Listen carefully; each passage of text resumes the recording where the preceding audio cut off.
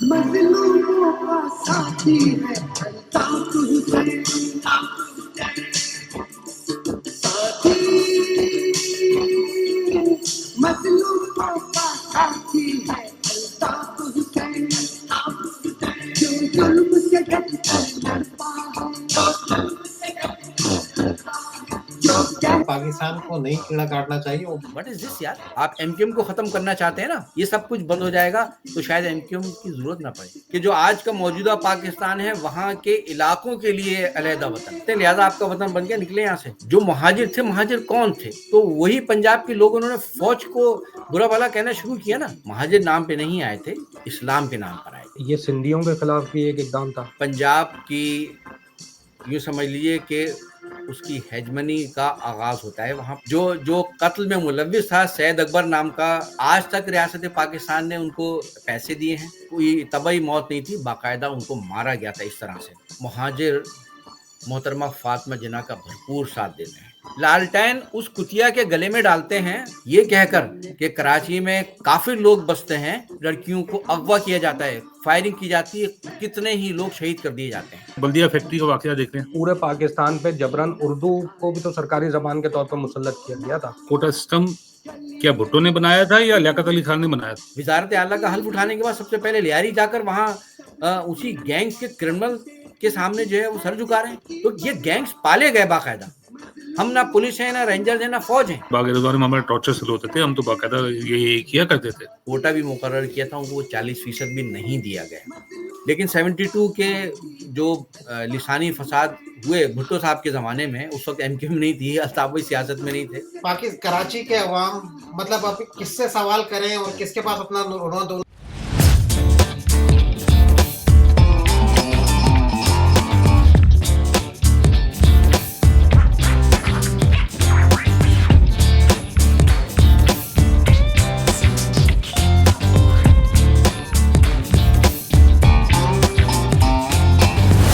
Hello دوستوں، آج ہمیں مصطفیٰ عزیز آبادی بھائی جوائن کریں گے. مصطفیٰ عزیز آبادی بھائی نہ صرف بہت پرانے ایم کیو ایم کے اور الطاف حسین بھائی کے ساتھی ہیں، بلکہ آپ ایم کیو ایم کے اس وقت موجودہ کنوینر بھی ہیں.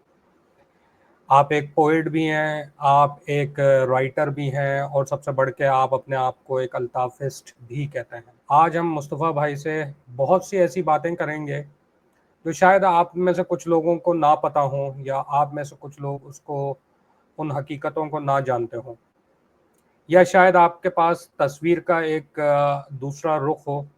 کیونکہ پاکستان میں اس الطاف گروپ یا ایم کیو ایم لندن یا متحدہ قومی موومنٹ، یا آپ جس نام سے بھی اس پارٹی کو جانتے ہیں، اس کے متعلق جو کچھ بھی آپ پرنٹ اور الیکٹرانک میڈیا میں پڑھتے ہیں، سنتے ہیں اور آپ کو دکھایا جاتا ہے، وہ ایک ون سائیڈڈ اسٹوری ہوتی ہے، اور اس میں کہیں نہ کہیں ایک بائسنس ہوتی ہے، جس سے کہ نارملی ان لوگوں کو ملائن کیا جاتا ہے. اس پوڈ کاسٹ کے ذریعے ہم کوشش کریں گے کہ ان تمام الزامات اور سوالات اور تاریخ پر ان کی اپنی رائے جانیں، اور تصویر کا دوسرا رخ اس کو جاننے کی کوشش کریں. بہت خوش آمدید آپ کو مصطفیٰ بھائی ہماری اس پوڈ کاسٹ میں.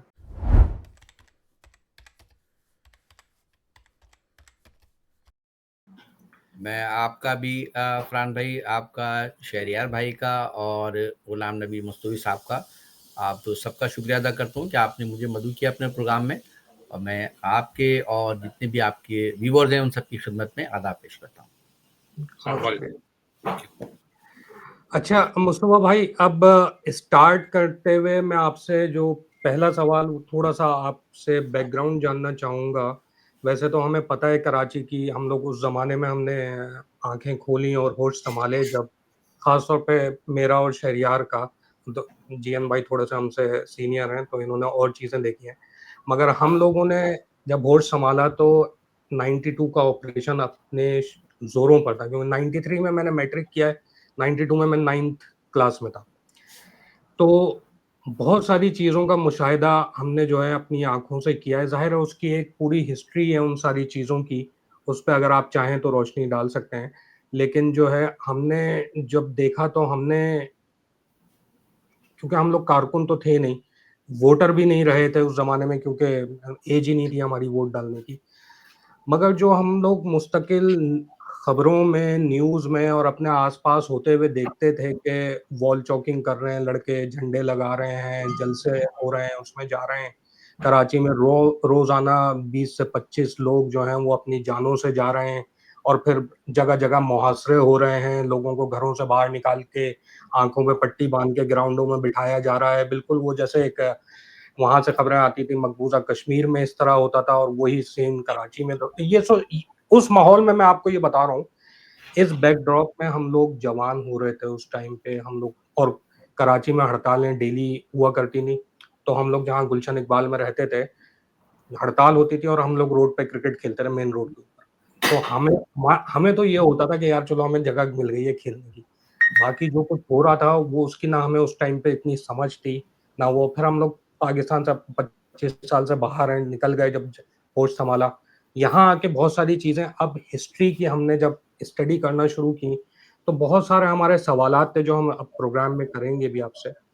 تو اس بارے میں آپ تھوڑا سا بتائیے سر کہ یہ جو وہ ٹائم پہ حالات تھے جس کو میں نے اب تھوڑا سا بیان کیا، اس کو آپ کس نظر سے دیکھتے ہیں؟ کیا ہوا وہ جو اس ٹائم پہ لوگ کہتے ہیں کہ یہ سب ایم کیو ایم اس کی ذمہ دار تھی جو قتل و غارت گری پاکستان میں ہوئی، آپ اس کو کس نظر سے دیکھتے ہیں؟ بہت بہت شکریہ فرحان بھائی. دیکھیں، آپ نے جس دور کی بات کی ہے، یوں سمجھ لیجیے کہ آپ تو مڈل ایج کی بات کر رہے ہیں، لیکن آپ نے جو حالات دیکھے تو اس پر تبصرہ کرنے سے پہلے میں سمجھتا ہوں کہ ہمیں اس کے پس منظر پہ ضرور غور کرنا چاہیے کہ وہ کیا حالات تھے. جیسے آپ نے کہا کہ جی لوگ کہتے ہیں کہ جی ایم کیو ایم اس سارے سب کی ذمہ دار تھے. تو حقیقت میں اگر واقعتاً آپ چاہتے ہیں کہ مسئلے کو سمجھ سکیں تو ہمیں اس مسئلے کے اسباب کی طرف، اس کے پس منظر کی طرف ہمیں غور کرنا چاہیے. دیکھیے، ایم کیو ایم تو وجود میں آئی 1984 میں، اور اس سے پہلے اسٹوڈنٹ آرگنائزیشن الطاف بھائی نے بنائی تھی 11 جون 1978 کو جامعہ کراچی میں. پاکستان مارز وجود میں آتا ہے 1947 میں، 1947 میں. اور اس وقت ظاہر ہے کہ یہ جو ایک مہاجر فنومینا آتا ہے، الطاف بھائی تحریک قائم کرتے ہیں 1978 میں مہاجر نام پر، آل پاکستان مہاجر اسٹوڈنٹ آرگنائزیشن انہوں نے بنائی. لیکن یہ ہے کہ ہم جو مہاجر تھے، مہاجر کون تھے اور کیوں ضرورت پیش آئی الطاف بھائی کو مہاجر نام پہ آرگنائزیشن بنانے کی. تو دیکھیے، ایک سادہ سی بات ہے، مہاجر وہ لوگ جن کے لیے الطاف بھائی نے تحریک بنائی، ان مہاجروں کے لیے، وہ مہاجر کہ جو لوگ 1947 میں پاکستان کے قیام کے بعد غیر منقسم ہندوستان کے جو مسلم اقلیتی صوبے تھے، جو علاقے تھے، یو پی، سی پی، بہار، حیدرآباد، دکن، ان علاقوں سے ہجرت کر کے وہ اس پاکستان میں آئے. کیونکہ تاریخی طور پر یہ جو تحریک پاکستان چلی تھی تو بتایا یہ گیا تھا کہ پاکستان کن کے لیے ہوگا، کہ اس بر صغیر میں مسلمانوں کے لیے علیحدہ وطن. اس میں کہیں یہ نہیں تھا کہ جو آج کا موجودہ پاکستان ہے وہاں کے علاقوں کے لیے علیحدہ وطن، نہیں، یہ تھا کہ بر صغیر کے مسلمانوں کے لیے علیحدہ وطن. اور اس کے لیے جو دو قومی نظریہ پیش کیا گیا کہ صاحب چونکہ ہندو الگ ہیں، مسلمان الگ ہیں، اور یہ انگریز کے چلے جانے کے بعد یہ تو مسلمان جو ہیں وہ اقلیت میں ہیں، ہندو غالب آ جائے گا، وہ ساتھ رہ نہیں سکتے، الگ الگ مذہب ہے، الگ کلچر ہے، ایک ساتھ رہ نہیں سکتے آزادی کے ساتھ، لہٰذا برصغیر کے مسلمانوں کے لیے ایک علیحدہ وطن چاہیے. تو اس کے لیے جدوجہد ہوتی ہے، اور بر صغیر کے جو مسلم اقلیتی صوبوں کے جو علاقے ہیں وہاں ایک سب سے زیادہ جو تحریک پاکستان چلی وہاں چلی. لیکن جب وہ تحریک اپنے کامیابی کے قریب آتی ہے تو پتہ چلتا ہے کہ صاحب پاکستان تو ان علاقوں کے لیے ان علاقوں پر مشتمل ہوگا کہ جن میں جو برصغیر کے جو مسلم اقلیتی علاقے ہیں، مثال کے طور پر یو پی، سی پی، بہار وغیرہ، وہاں وہ شامل نہیں ہوں گے پاکستان میں. تو وہاں کے لوگ جو پاکستان کے لیے اسلام کے نام پر بنائے جانے والے ایک الگ وطن کے لیے جدوجہد کر رہے تھے، ان کے لیے تو پھر وہاں جنہوں نے جس وطن کے لیے جدوجہد کی تو جہاں وہ وطن بن رہا تھا، لہٰذا انہیں اپنے بزرگوں کا وہ آبائی وطن جو وہ صدیوں سے جہاں رہ رہے تھے انہیں وہ چھوڑنا پڑا، اور پھر لاکھوں کی تعداد میں لوگ ہجرت کر کے اس موجودہ پاکستان میں آئے. پاکستان بنا تمام مسلمانوں کے لیے، اور یہ جو اسلام اور دو قومی نظریہ کہ مسلمان الگ ہندو الگ جو تقسیم کا بیج بویا گیا تھا، نتیجہ یہ ہے کہ پھر وہاں بھی یہ ہوا کہ جی آپ مسلمان ہیں، آپ اسلام کے نام پہ اس وطن کی حمایت کرتے ہیں، لہذا آپ کا وطن بن گیا، نکلے یہاں سے. ہجرت ادھر بھی ہوتی ہے ہو گئی آپ کے اوپر پاکستان کے نام پر، اور پھر وہ آ جاتے ہیں، اور پھر ہجرت کر کے آنے والے وہ مسلمان جو مہاجر نام پہ نہیں آئے تھے، اسلام کے نام پر آئے تھے، انہوں نے اس نئے وطن کو اس کا ڈھانچہ کھڑا کرنے کے لیے اس میں رات دن محنت کی. کراچی پاکستان کا دارالحکومت بنتا ہے، اور پھر یہ چیزیں تو ریکارڈ کا حصہ ہیں کہ اس وقت کہنا چاہیے کہ پاکستان کی سول بیوروکریسی میں اس کے ڈھانچے کو کھڑا کرنے میں وہ لوگ ہمارے بزرگ جو ہجرت کر کے آئے تھے ان کا بہت بڑا کردار تھا، وہ تھے اس میں.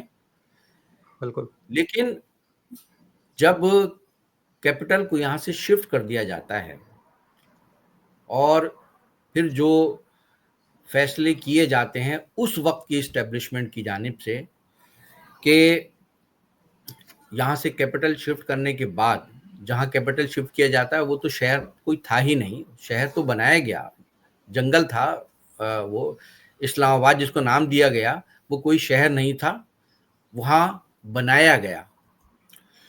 چونکہ وہ پنجاب میں آتا تھا اس کو وہاں بنایا جاتا ہے دارالخلافہ، اور پھر وہ لوگ ہمارے وہ بزرگ کہ جنہوں نے اس پاکستان کے انتظامی ڈھانچے کو کھڑا کرنے، اس کو بنانے میں محنت کی تھی، ان کو پھر مختلف آرڈیننسز کے ذریعے، مختلف قوانین کے ذریعے، مختلف فیصلوں کے ذریعے نکالا جانے لگتا ہے. اور پھر جو بہت ایک لمبی تاریخ ہے، کہنے کا مقصد یہ کہ ایک ناانصافیوں کا سلسلہ شروع کر دیا جاتا ہے.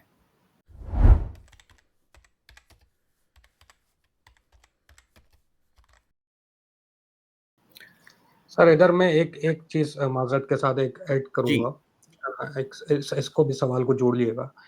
جب آپ کہتے ہیں کہ کراچی سے دارالخلافہ موو کر دیا جاتا ہے اسلام آباد، اور اس کو مطلب آپ نے کہا تو نہیں مگر مجھے ایسا امپریشن آ رہا ہے کہ اس کو مہاجر سمجھتے ہیں کہ یہ مہاجروں کے خلاف ایک اقدام تھا، اردو اسپیکنگ کے خلاف. آپ اس کو ایسے نہیں دیکھتے کہ یہ سندھیوں کے خلاف بھی ایک اقدام تھا؟ کیونکہ کراچی تو سندھ کا حصہ تھا نا، اگر وہاں سے دارالخلافہ موو ہوتا ہے تو سندھیوں کو بھی تو اتنا ہی امپیکٹ ہوا کہ ان کے ایریے سے آپ اٹھا کے پنجاب میں لے جاتے ہیں. لیکن اس کا جواب میں یہ دے دیتا ہوں کہ جو سندھ کی اس وقت کی لیڈرشپ تھی انہیں اس پہ کوئی اعتراض نہیں تھا.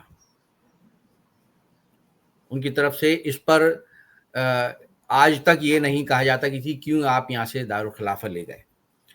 اور یہ جو آپ کی بات ہے تو مقصد وہی تھا کہ جو لوگ اس وقت کی جو کہنا چاہیے کہ ملک کے دارالخلافہ کی سول بیوروکریسی میں تھے، اس کو چلانے والے تھے، جب لے جایا گیا, یہاں سے شفٹ کر دیا گیا, تو ظاہر ہے کہ یہاں کے لوگوں کی انوالومنٹ, ان کی رسائی وفاق تک جو ہے وہ مشکل بنا دی گئی. اور پھر جو سب سے بڑا مسئلہ تھا, جو لوگ چلا رہے تھے ان کے لیے بھی پھر راستوں کو تنگ کرنے کا آغاز ہو گیا. پھر اس پر وہیں سے پنجاب کی یوں سمجھ لیجیے کہ اس کی ہیجمنی کا آغاز ہوتا ہے وہاں پر. اور سوال یہ ہے کہ اگر دارالخلافہ یہاں سے آپ کو شفٹ کرنا تھا, آپ بلوچستان لے جاتے, بات تو وہی ہوتی ہے, کہیں پہ بھی لے کے پختونخوا لے جاتے. وائی ان پنجاب, یہ سوچنے کی بات ہے نا. تو بہرحال, اور پھر کیا ہوتا ہے کہ 1951 میں پاکستان کے پہلے وزیر اعظم تھے خان لیاقت علی خان.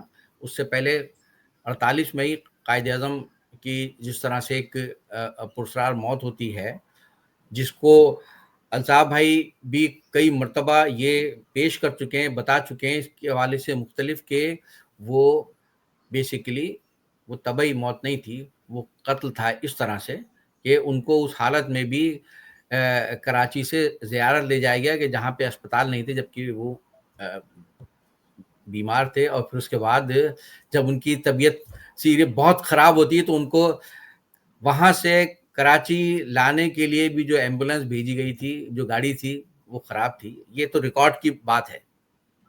اور ملک کا فاؤنڈر, ملک کا گورنر جنرل, ٹھیک, وہ بیمار ہے, اس کو آپ شہر میں لے کر آ رہے ہیں علاج کے لیے کیونکہ اس کی طبیعت سیریس ہو گئی ہے, لیکن لانے کے لیے ان کے لیے کوئی ہیلی کاپٹر بھی نہیں تھا, کچھ نہیں تھے. اور جو گاڑی بھی بھیجی گئی اس کی وہ خراب, کوئی سمجھ لیجیے کہ کور اپ کے لیے بھی کوئی گاڑی نہیں تھی, اور وہ راستے میں ہی ان کا انتقال ہو چکا تھا. یہ تو پوری وہ ہے. تو یہ کوئی طبعی موت نہیں تھی, باقاعدہ ان کو مارا گیا تھا اس طرح سے. 1951 میں پاکستان کے پہلے وزیر اعظم قائد اعظم کے دستراز خان لیاقت علی خان کو پنجاب کے شہر راول پنڈی میں بھرے جلسے میں مار دیا گیا. اور وہ تو ساری چیزیں ریکارڈ پر ہیں کہ ان میں جو قتل میں ملوث تھا, سید اکبر نام کا وہ شخص جس کا تعلق افغانستان سے تھا, اس کے بیوہ کو, ان کے فیملی کو آج تک ریاست پاکستان نے ان کو پیسے دیے ہیں. یہ چیز تو ریکارڈ کا حصہ ہے نا. تو آپ اپنے ملک کے بانی کے قاتل کو کی فیملی کو آپ پال رہے ہیں, اس کا کیا مطلب ہے؟ خیر, 1951 میں لیاقت علی خان کو قتل کر دیا جاتا ہے.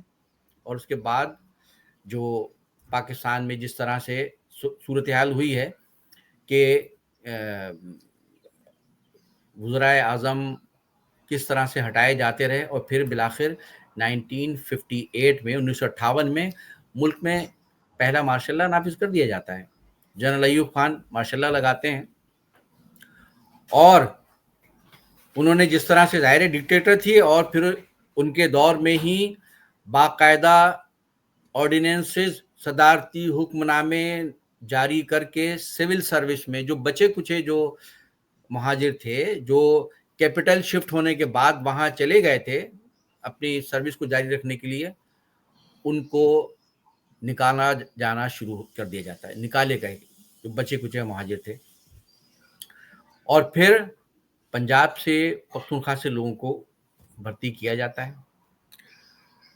پھر اس کے بعد جو صدارتی الیکشن ہوتا ہے 1964 میں, قائد اعظم کی بہن محترمہ فاطمہ جناح, جنہیں مادر ملت کہا جاتا تھا, انہوں نے پوری اس وقت کی جو ملک کی کچھ جو بھی پولیٹیشین تھے, انہوں نے فاطمہ جناح سے کہا کہ بھئی آپ آئیے, کم سے کم اس ڈکٹیٹر کے خلاف آپ کھڑی ہوں, آپ بانی پاکستان کی بہن ہیں, آپ مادر ملت ہیں. محترمہ فاطمہ جناح آتی ہیں, اس ڈکٹیٹر کے خلاف وہ الیکشن لڑتی ہیں. تو مہاجر محترمہ فاطمہ جناح کا بھرپور ساتھ دیتے ہیں. یہ ریکارڈ کی باتیں ہیں. جبکہ پنجاب میں محترمہ فاطمہ جناح کی نہ صرف مخالفت کی جاتی ہے, پنجاب ڈکٹیٹر جنرل ایوب خان کے ساتھ ہوتا ہے, اور جنرل ایوب خان کے جو حامی تھے، جو محترمہ فاطمہ جناح سے نفرت کی حد تک ان کی مخالفت کر رہے تھے، جس کا ایک مظاہرہ ہوتا ہے پنجاب میں، ایک جلسہ ہوتا ہے جس میں آج کے جو مسلم لیگ نواز کے جو فیڈرل منسٹر ہیں نا، خرم دستگیر خان صاحب، ان کے والد ہیں غلام دستگیر خان. یہ ریکارڈ کی بات ہے، آپ کسی سے کنفرم کر لیجئے گا.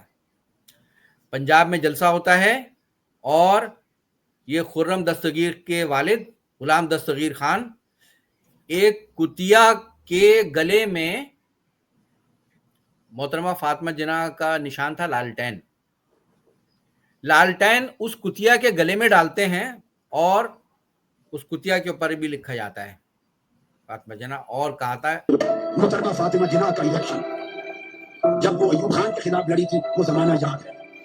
آغا مرتضیٰ پویا صاحب بیٹھے ہیں، پہلے کا دور جانتے ہیں. میں نے ان کے جلسے بھی اٹینڈ کیے، میں نے ان کی تحریریں بھی سنی ہیں، ان کی تحریروں کے جملے بھی مجھے یاد ہیں. مگر یہ ہوا ان کا نشان تھا لالٹین، ان کا نشان تھا لالٹین. ایوب خان کا انتخابی نشان تھا. گجرانوالہ میں آج ایک وزیر ہیں مسلم لیگ نون کے، گجرانوالہ میں آج ایک وزیر ہیں مسلم لیگ نون کے، وزیر فیڈرل منسٹر. ان کے والد نے فاطمہ جناح کی تقریر کرتے ہوئے ایک کٹیا کے گلے میں لالٹین ڈال کر پورے گجرانوالہ میں چلایا تھا.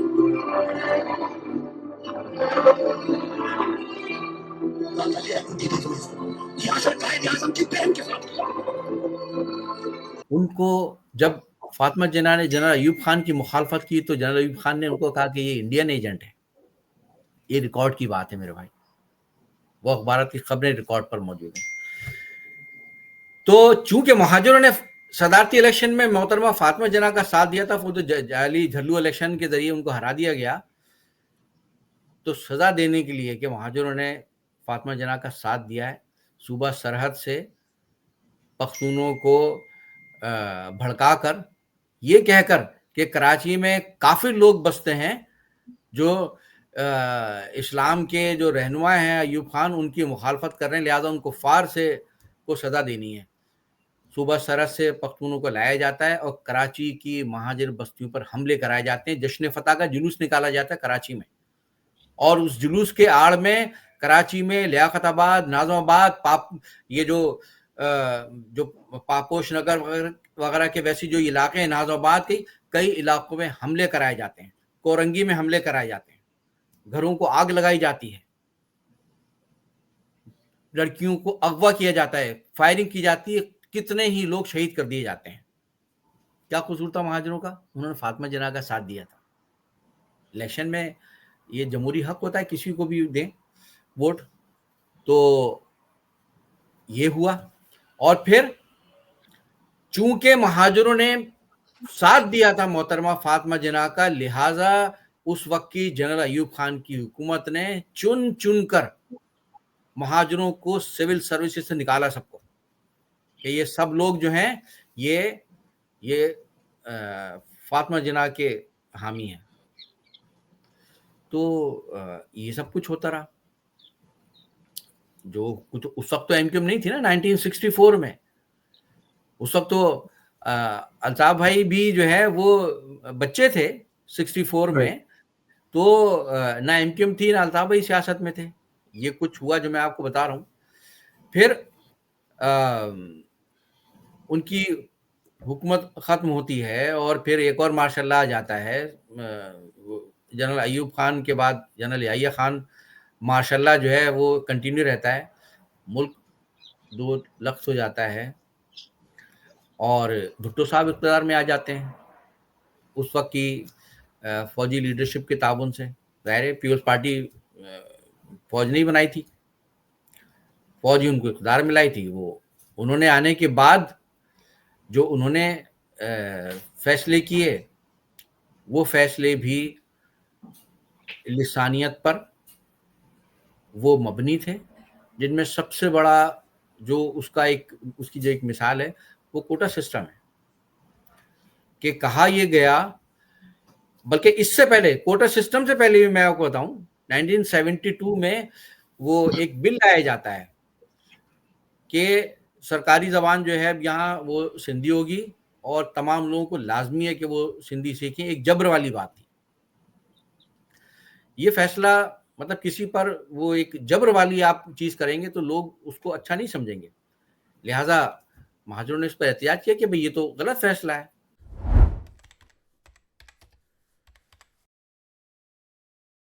मगर सर इसी तरह पाकिस्तान की सरकारी जबान भी तो जो बाहर से आने वाले थे उनकी वजह से, चंद लोगों की वजह से, चंद क्योंकि मेजोरिटी तो नहीं थे, वो करोड़ 1.5 करोड़ होंगे उस टाइम पे जो आए थे, बल्कि और कम होंगे शायद, तो बाद में आबादी बढ़ी कराची की, तो उनकी वजह से पूरे पाकिस्तान पे जबरन उर्दू को भी तो सरकारी जबान के तौर पे मुसल्लत किया गया था। भाई देखें, हमारा इस वक्त झगड़ा ये नहीं है, देखिए ये एमक्यूएम का मुतालबा नहीं था भाई कि उर्दू को सरकारी जबान बनाए, ठीक है। उसकी अगर आप बात करेंगे तो जाहिर है वो भी एक तारीख है कि उर्दू जबान के नाम पर जाहिर फसाद हुआ। उस वक्त ईस्ट पाकिस्तान में भी लोगों ने इस पर एहतजाज किया क्योंकि जबान बोलने वालों की तादाद के एतबार से बंगाली अक्सरियत में थे जिनकी जबान उर्दू नहीं थी, ठीक है। तो नाफिज की गई जबान। जी ये गुलाम नबी भाई कुछ कहना चाह रहे हैं इस हवाले से?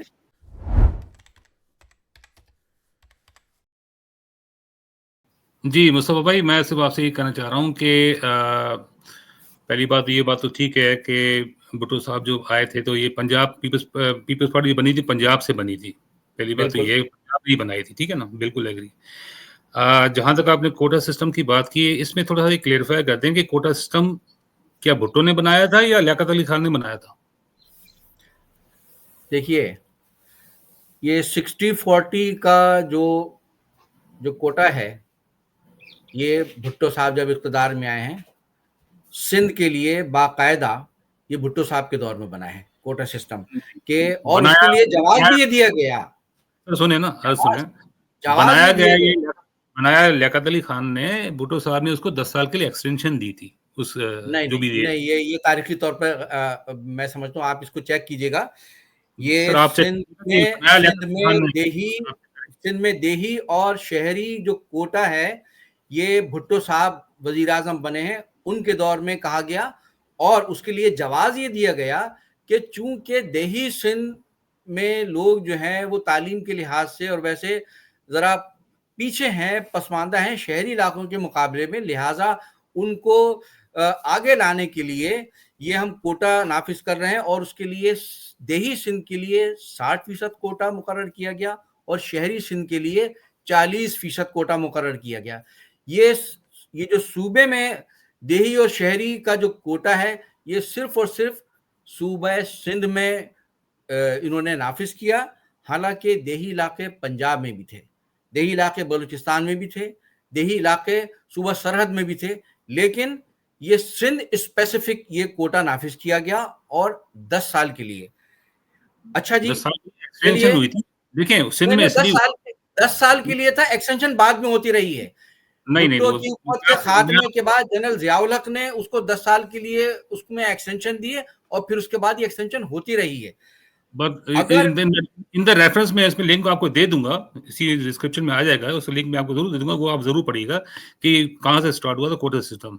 ये लियाकत अली खान साहब ने ही किया था, बाद में इसकी एक्सटेंशन जो हुई थी। और ये जो आप कह रहे हैं सिंध में इसलिए हुआ कि भाई जब ये महाजरीन जब आए थे ना, तो आपको ये भी याद होगा कि पंजाब ने कहा था कि पाकिस्तान आगे आगे आगे जाओ आगे जाओ, वहां पंजाब ही बिल्कुल है, ये आपकी बात में बिल्कुल इससे इत्तेफाक करता हूं। यही हुआ था कि जब काफिले जो ट्रेनों के जरिए हिंदुस्तान के मुख्तलिफ इलाकों से जो हिजरत करके आ रहे थे उनकी ट्रेनों में, तो पंजाब में बिल्कुल कहा गया कि ये नहीं है पाकिस्तान, पाकिस्तान आगे है।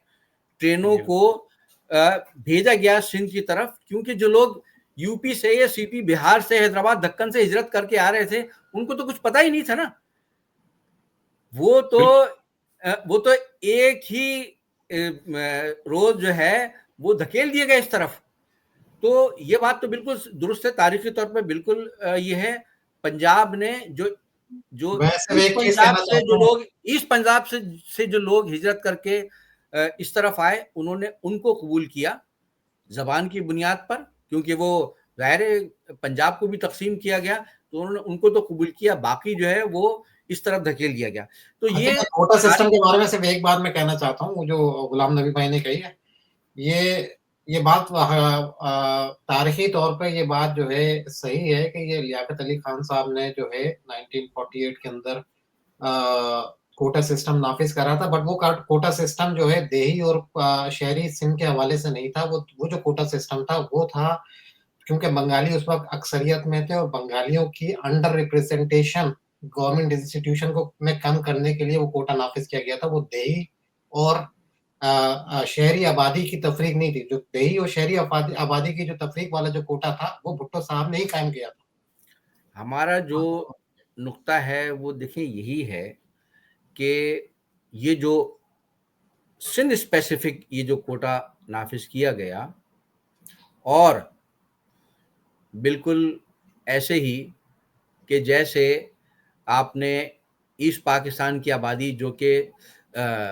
سمجھ لیے کہ وہ 54% غالباً وہ تھی ملک کی پوری آبادی کا، لیکن آپ نے ان کی آبادی کی اکثریت کو ماننے کے بجائے آپ نے کہا کہ پاکستان میں پیرٹی کا اصول ہوگا، حالانکہ یہ انصاف نہیں تھا. آپ ان کی آبادی زیادہ ہے تو ان کا شیئر بھی ہونا چاہیے تھا تمام جگہ نمائندگی میں ان کی آبادی کے تناسب سے، جبکہ ایک مرتبہ ایک پہلے ہی زبان کے معاملے پہ ایک چیز جو ہے وہ غلط ہوئی تو ان کو نہیں، وہ پیرٹی جو 50% بھی آپ نے ان کے لیے رکھا وہ 50% بھی نہیں دیا گیا، اور پاکستان کی تمام سول اور ملٹری بیوروکریسی میں سارے اکثریت جو تھی وہ ویسٹ پاکستان کے لوگوں کی تھی. اسی طرح جو ایسٹ پاکستان میں بھی جو پولیس، فوج، سیکیورٹی فورسز، ایڈمنسٹریشن، اس میں بھی بنگال کے لوگ جو ہے ان کی آبادی کے حساب سے وہ نہیں تھا. بالکل اسی طرح سے سندھ میں بھی جو یہ دیہی اور شہری کا جو کوٹا نافذ کیا گیا 60 اور 40% کا، لیکن افسوس تو یہ ہے کہ وہ جو شہری علاقوں کے لیے آپ نے جو 40% کوٹا بھی مقرر کیا تھا ان کو وہ 40% بھی نہیں دیا گیا. ظاہر ہے کہ یہ جب اس طرح سے ہوگا کہ آپ کسی بھی، چونکہ کراچی میں، حیدرآباد میں، سکھر میں مہاجروں کی اکثریت آباد تھی، اور جو اگرچہ 60s تک، 70s کے ابتدا تک لاڑکانہ میں بھی مہاجر بہت بڑی تعداد میں تھے، خیرپور میں بہت بڑی تعداد میں تھے، حتیٰ کہ جنرل ایوب خان کے زمانے میں جو ایک الیکشن ہوا ہے بیسک ڈیموکریسی کا، اس میں لاڑکانہ سے میئر جو تھا وہ الیکٹ ہوا تھا، وہ مہاجر تھا. لیکن 72 کے جو لسانی فساد ہوئے بھٹو صاحب کے زمانے میں، اس وقت ایم کیو میں نہیں تھی، الطافی سیاست میں نہیں تھے، اس میں دیہی سندھ کے کئی علاقوں سے مہاجروں کو چھوڑنا پڑا اپنا گھر بار، اور وہ پھر مائیگریٹ ہو کے پھر دوبارہ انہوں نے ہجرت کی، وہ حیدرآباد میں آ کر آباد ہوئی، اس طرف آ کے آباد ہوئے. تو چونکہ ان شہروں میں مہاجر اکثریت میں تھے، لہٰذا خاص طور پہ باقاعدہ کراچی، حیدرآباد، سکھر کو ایک باقاعدہ ایک سرکل میں رکھ کر ایک قدغن لگا دی گئی کہ جی یہاں کے لوگ جو ہے وہ فلاں ملازمت ہے اس میں نہیں حصہ لے سکتے، اس میں اپلائی نہیں کر سکتے. اخبارات، اس وقت کے اخبارات کے اشتہارات میں یہ چیز ہوتی تھی. تو آپ نے ایک غیر منصفانہ ایک کوٹا سسٹم نافذ کر کے آپ نے لوگوں کو کے ساتھ ناانصافی شروع کر دی. اعلیٰ تعلیم کے لیے جو ہے مہاجروں پر دروازے ایک طرح سے بند کر دیے گئے کہ وہ سندھ یونیورسٹی جام شوروں میں ایڈمیشن کے لیے جاتے تھے حیدرآباد سے مہاجر طلبہ، ان کو مار پیٹ کے وہاں سے بھگا دیا جاتا تھا، وہ ایڈمیشن نہیں لے سکتے تھے. اب رہتے ہیں حیدرآباد میں، ان کو جام شورو یونیورسٹی قریب پڑتی ہے، وہاں ان پر وہ یونیورسٹی میں ایڈمیشن نہیں لے سکتے تھے، وہاں مارا جاتا تھا. تو اس لیے کہ بھٹو صاحب کے زمانے میں جو ایک نفرت کی بنیاد رکھ دی گئی تھی اس میں، تو وہ چیز چلتی آ رہی تھی. پھر آپ جو بھٹو صاحب کی حکومت چلی جاتی ہے اور اس کے بعد پھر جنرل ضیاء الحق کی حکومت آ جاتی ہے، وہ چیز جو ہے یہی کوٹا وہ ایکسٹینشن ہو دی جاتی ہے مزید اس کو 10 سال، حالانکہ 10 سال 73 میں تھا تو اس کو 83 میں ختم ہو جانا چاہیے تھا، لیکن جنرل ضیاء الحق نے اس چیز کو کنٹینیو کیا، مزید اس میں ایکسٹینشن دی. تو یہ جو تعلیم کے میدان میں، ملازمتوں کے میدان میں، اور پھر جو تھے بھی پہلے سے جو لوگ کام کر رہے تھے ان کو بھی نکالا جاتا رہا. نتیجہ یہ ہے کہ ایک ناانصافیاں تھیں، محرومیاں تھیں، کوئی ان کے لیے بولنے والا نہیں تھا، اور مہاجروں کو مختلف ناموں سے پکار کے ان کی توہین کی جاتی تھی. اب یہاں جو معاملہ آ جاتا ہے پھر کہ آپ کسی ایک مخصوص اس بنیاد پر کہ یہ وہ لوگ کہ جو ہجرت کر کے آئے ہیں، اس بنیاد پر، اس شناخت، اس تعلق کی بنیاد پر ان کے ساتھ ناانصافیاں کر رہے ہیں. اور اس وقت ان شہری علاقوں میں جماعت اسلامی، جمعیت علماء پاکستان، یہ پارٹی جو تھیں وہ ڈومینیٹ کرتی تھیں، وہی یہاں کے لوگ علاقے ان شہروں سے ووٹ لے کر اسمبلیوں میں جاتی تھیں، لیکن وہ مذہب کی بنیاد پر باتیں کرتی تھی، لیکن جو لوگوں کے اصل مسائل ہیں وہ ان کے لیے آواز نہیں اٹھاتی تھی.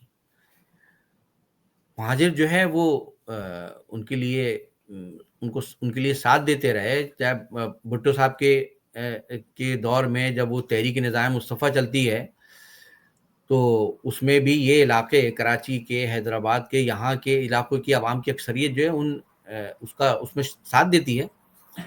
لیکن وہ بعد میں جو کچھ ہوا وہ تو سامنے آ گیا کہ وہ کوئی نظام مصطفیٰ کے لیے تحریک تھوڑی تھی، وہ تو بہرحال ماشاء اللہ کی تھی، اور پھر ماشاء اللہ کو مضبوط کرنے کے لیے تھی. تو مہاجروں کے لیے کوئی ان کے جو اصل مسائل تھے، جو ان کے حقوق کے مسائل تھے، ان کے لیے آواز اٹھانے والا کوئی نہیں تھا. اب 78 آ جاتا ہے تو الطاف بھائی حالانکہ اسٹوڈنٹ تھے اس وقت کراچی یونیورسٹی کے، ایک 25 سال کے ایک طالب علم، لیکن ایک ہوتا ہے کہ جب آپ کے ساتھ ناانصافیاں ہو رہی ہوں ہر جگہ، اور تو ٹھیک ہے، تمام لوگ اپنی تمام تر علم و فہم اور دانش کے باوجود جو ہے وہ دیکھ تو رہے ہوتے ہیں، ان کو سمجھ بھی رہے ہوتے ہیں، ان کو مان بھی رہے ہوتے ہیں، لیکن ان میں ہمت نہیں ہوتی کہ وہ ناانصافیوں کے خلاف اٹھ سکیں. الطاف بھائی نے ان ناانصافیوں کو ہوتے ہوئے دیکھ کر انہوں نے خاموشی اختیار نہیں کی، بلکہ انہوں نے اس پر غور کیا. اپنے جو اس وقت جو ان کے ساتھ یونیورسٹی میں ہم اثر طلبہ تھے ان کے ساتھ بات کی کہ بھئی ہمارے ساتھ یہ کیوں ہو رہا ہے، اور اس کے بعد انہوں نے تحریک کا آغاز کیا اے پی آل پاکستان مہاجر اسٹوڈنٹس آرگنائزیشن کے نام پر. تو اب ایک طلبہ تنظیم جو اس میں اس وقت ایم کیو ایم کا کہیں وجود نہیں ہے، کہیں ایم کیو ایم نہیں ہے، کوئی الیکشن یا پالیٹکس کی کوئی بات نہیں، کوئی عوامی اس کی بات نہیں ہو رہی ہے، طلبہ کے ساتھ، مہاجر طلبہ کے ساتھ جو کچھ ہو رہا ہے، اور بالعموم مہاجروں کے ساتھ. لیکن جو اس وقت کی جو فوج کی جو بی ٹیم تھی جماعت اسلامی، اس کی تنظیم تھی جمعیت، ان کو یہ برداشت نہیں ہوا کہ ایک مہاجر نام پہ ایک طلبہ تنظیم یہاں قائم ہو، وہ طلبہ میں مقبولیت حاصل کرے، کیونکہ اس وقت تو مذہب کے نام پر، اسلام کے نام پر، جہاد کے نام پر کراچی سے مہاجروں کو اٹھا کر افغان جہاد میں بھیجا جا رہا تھا. کہ یہ چیز ان کے راہ میں ایک رکاوٹ بھی بن سکتی تھی، لہٰذا مہاجروں کے ساتھ جو مسائل تھے، جو ناانصافیاں تھیں، اس کو انہوں نے نفرت اور تعصب کا نام دیا. حالانکہ آل پاکستان مہاجر اسٹوڈنٹ آرگنائزیشن سے پہلے کراچی یونیورسٹی میں تمام قومیتوں کی طلبہ تنظیمیں موجود تھیں.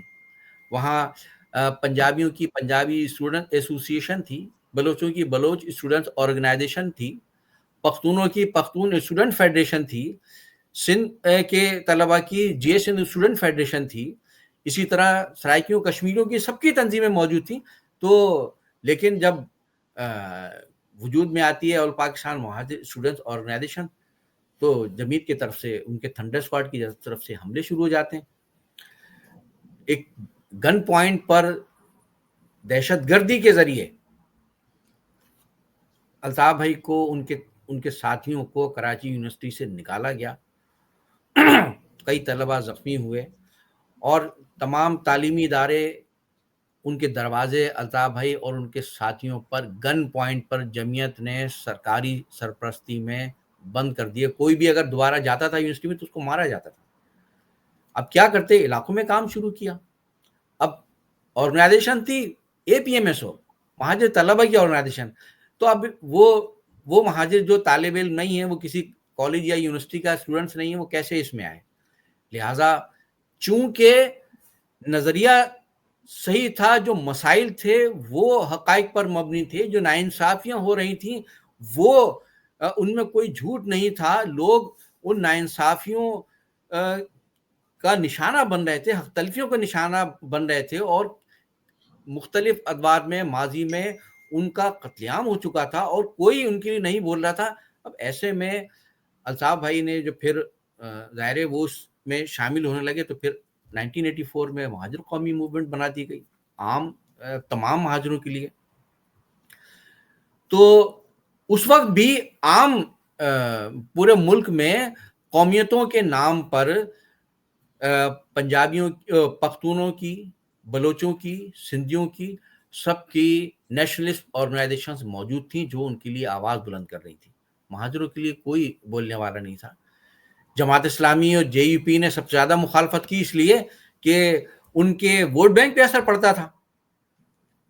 تو یہ جو مسائل تھے ان پر کان دھرنے کے بجائے, ان پر غور کرنے کے بجائے, ان مسائل کو حل کرنے کے بجائے, یہ جو ناانصافیاں ہو رہی تھیں ان کا خاتمہ کرنے کے بجائے, اب جب لوگ ایک یہ سمجھ لی کہ ایک پریشر کوکر تھا جو برسوں سے اندر ہی اندر ان محرومیوں اور ناانصافیوں کی وجہ سے اندر ہی اندر گھٹ رہا تھا. الطاف بھائی نے, MQM نے لوگوں کی ان محرومیوں کو آواز دی, ان کو زبان دی, ایک پلیٹ فارم دیا, اکٹھا کیا, سب کو یونائٹ کیا. آپ تھوڑا ٹھیک ہے اگر سر, اجازت. جی GN بھائی آپ ایک سوال کریں. آپ جی جی جی جی تھینک جی کہیے.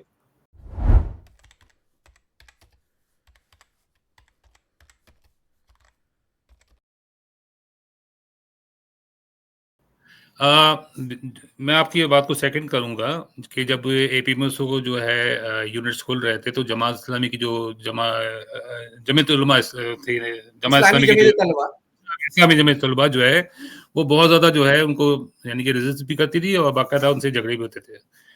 اب میں خود اس چیز کا گواہ ہوں کہ 1986 میں جو ہے میں نیشنل کالج میں پڑھتا تھا.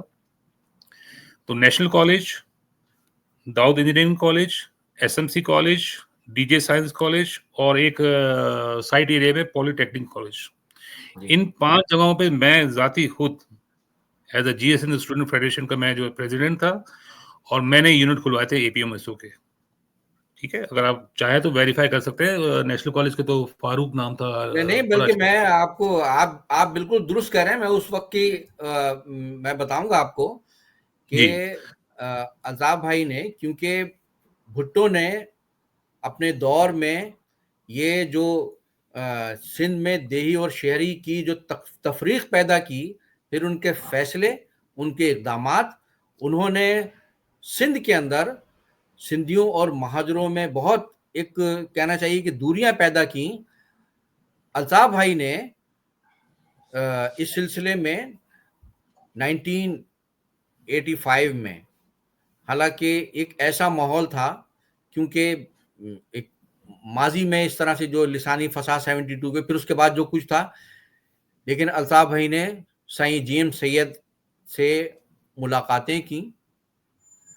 ان کا جو کراچی میں حیدر منزل ہے وہاں سائیں GM سید سے الطاف بھائی نے ملاقاتیں کی. پھر ان کی سالگرہ ہوئی, وہاں الطاف بھائی گئے. اس پر بعض جو ذرا قوم پرست ٹائپ قسم کے ذرا مہاجر تھے, انہوں نے اس پر اعتراض بھی کیا کہ آپ کیسے چلے گئے. لیکن الطاف بھائی تو اس نفرت کو ختم کرنا چاہتے تھے, کیونکہ مہاجروں کے حقوق کے لیے آواز بلند کرنے کا مطلب سندھیوں سے یا کسی اور قوم سے اس کے حقوق چھیننا نہیں تھا. الطاف بھائی نے کہیں یہ نہیں کہا کہ صاحب آپ سندھیوں کو, بلوچوں, پشتونوں اور دیگر جو پنجابی ہیں ان کے حقوق چھین لو. जद्दोजहद की आवाज़ थी कि साहब महाजनों के साथ जो ये नाइंसाफ़ी हो रही है, महाजनों को भी उनके मुसावी हुकूक मिलना चाहिए थे। और इब्तदा से ही अल्ताफ़ भाई का यही कहना था, आज भी वो यही कहते हैं कि हमारी जद्दोजहद का मकसद किसी से उसके हुकूक छीनना नहीं चाहते, हम अपने लिए मुसावी हुकूक जो है वो चाहते हैं।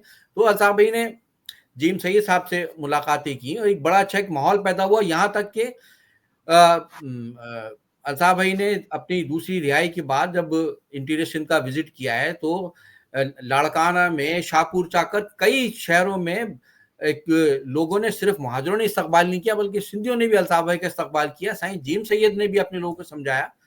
तो बल्कि साईं जीम सैयद ने तो अपने करीबी रुफ़क़ा तक से ये बात भी की जिसकी गवाही कई बार उन्होंने, जो अब्दुल वाहिद आरीसर साहब थे, जो जी सिंध के पुराने, अल्लाह उनकी मग़फ़िरत करे, उन्होंने भी ये इस बात को कई बार दोहराया है कि साईं जीम सैयद ने कहा था कि अगर सिंध को भी, ये जो सिंध के साथ नाइंसाफ़ी होती हैं, सिंध को भी अगर कोई उसके अगर हुकूक दिलाएगा तो मैं समझता हूँ, मैं ये देख रहा हूँ कि अल्ताफ़ हुसैन ही वो शख्स है कि जो सिंध को भी उसके हुकूक जो है वो दिलाएगा। जिन्होंने साईं जीम सैयद एक बहुत बड़े, उनकी बहुत बसीरत थी, बहुत दूरंदेश थे, वो एक आइडियालॉग ही नहीं बल्कि एक बहुत बड़े दानिश्वर भी थे, वो समझते थे हालात को। तो उन्होंने खुद अपने करीबी रुफ़क़ा से ये बात कही थी।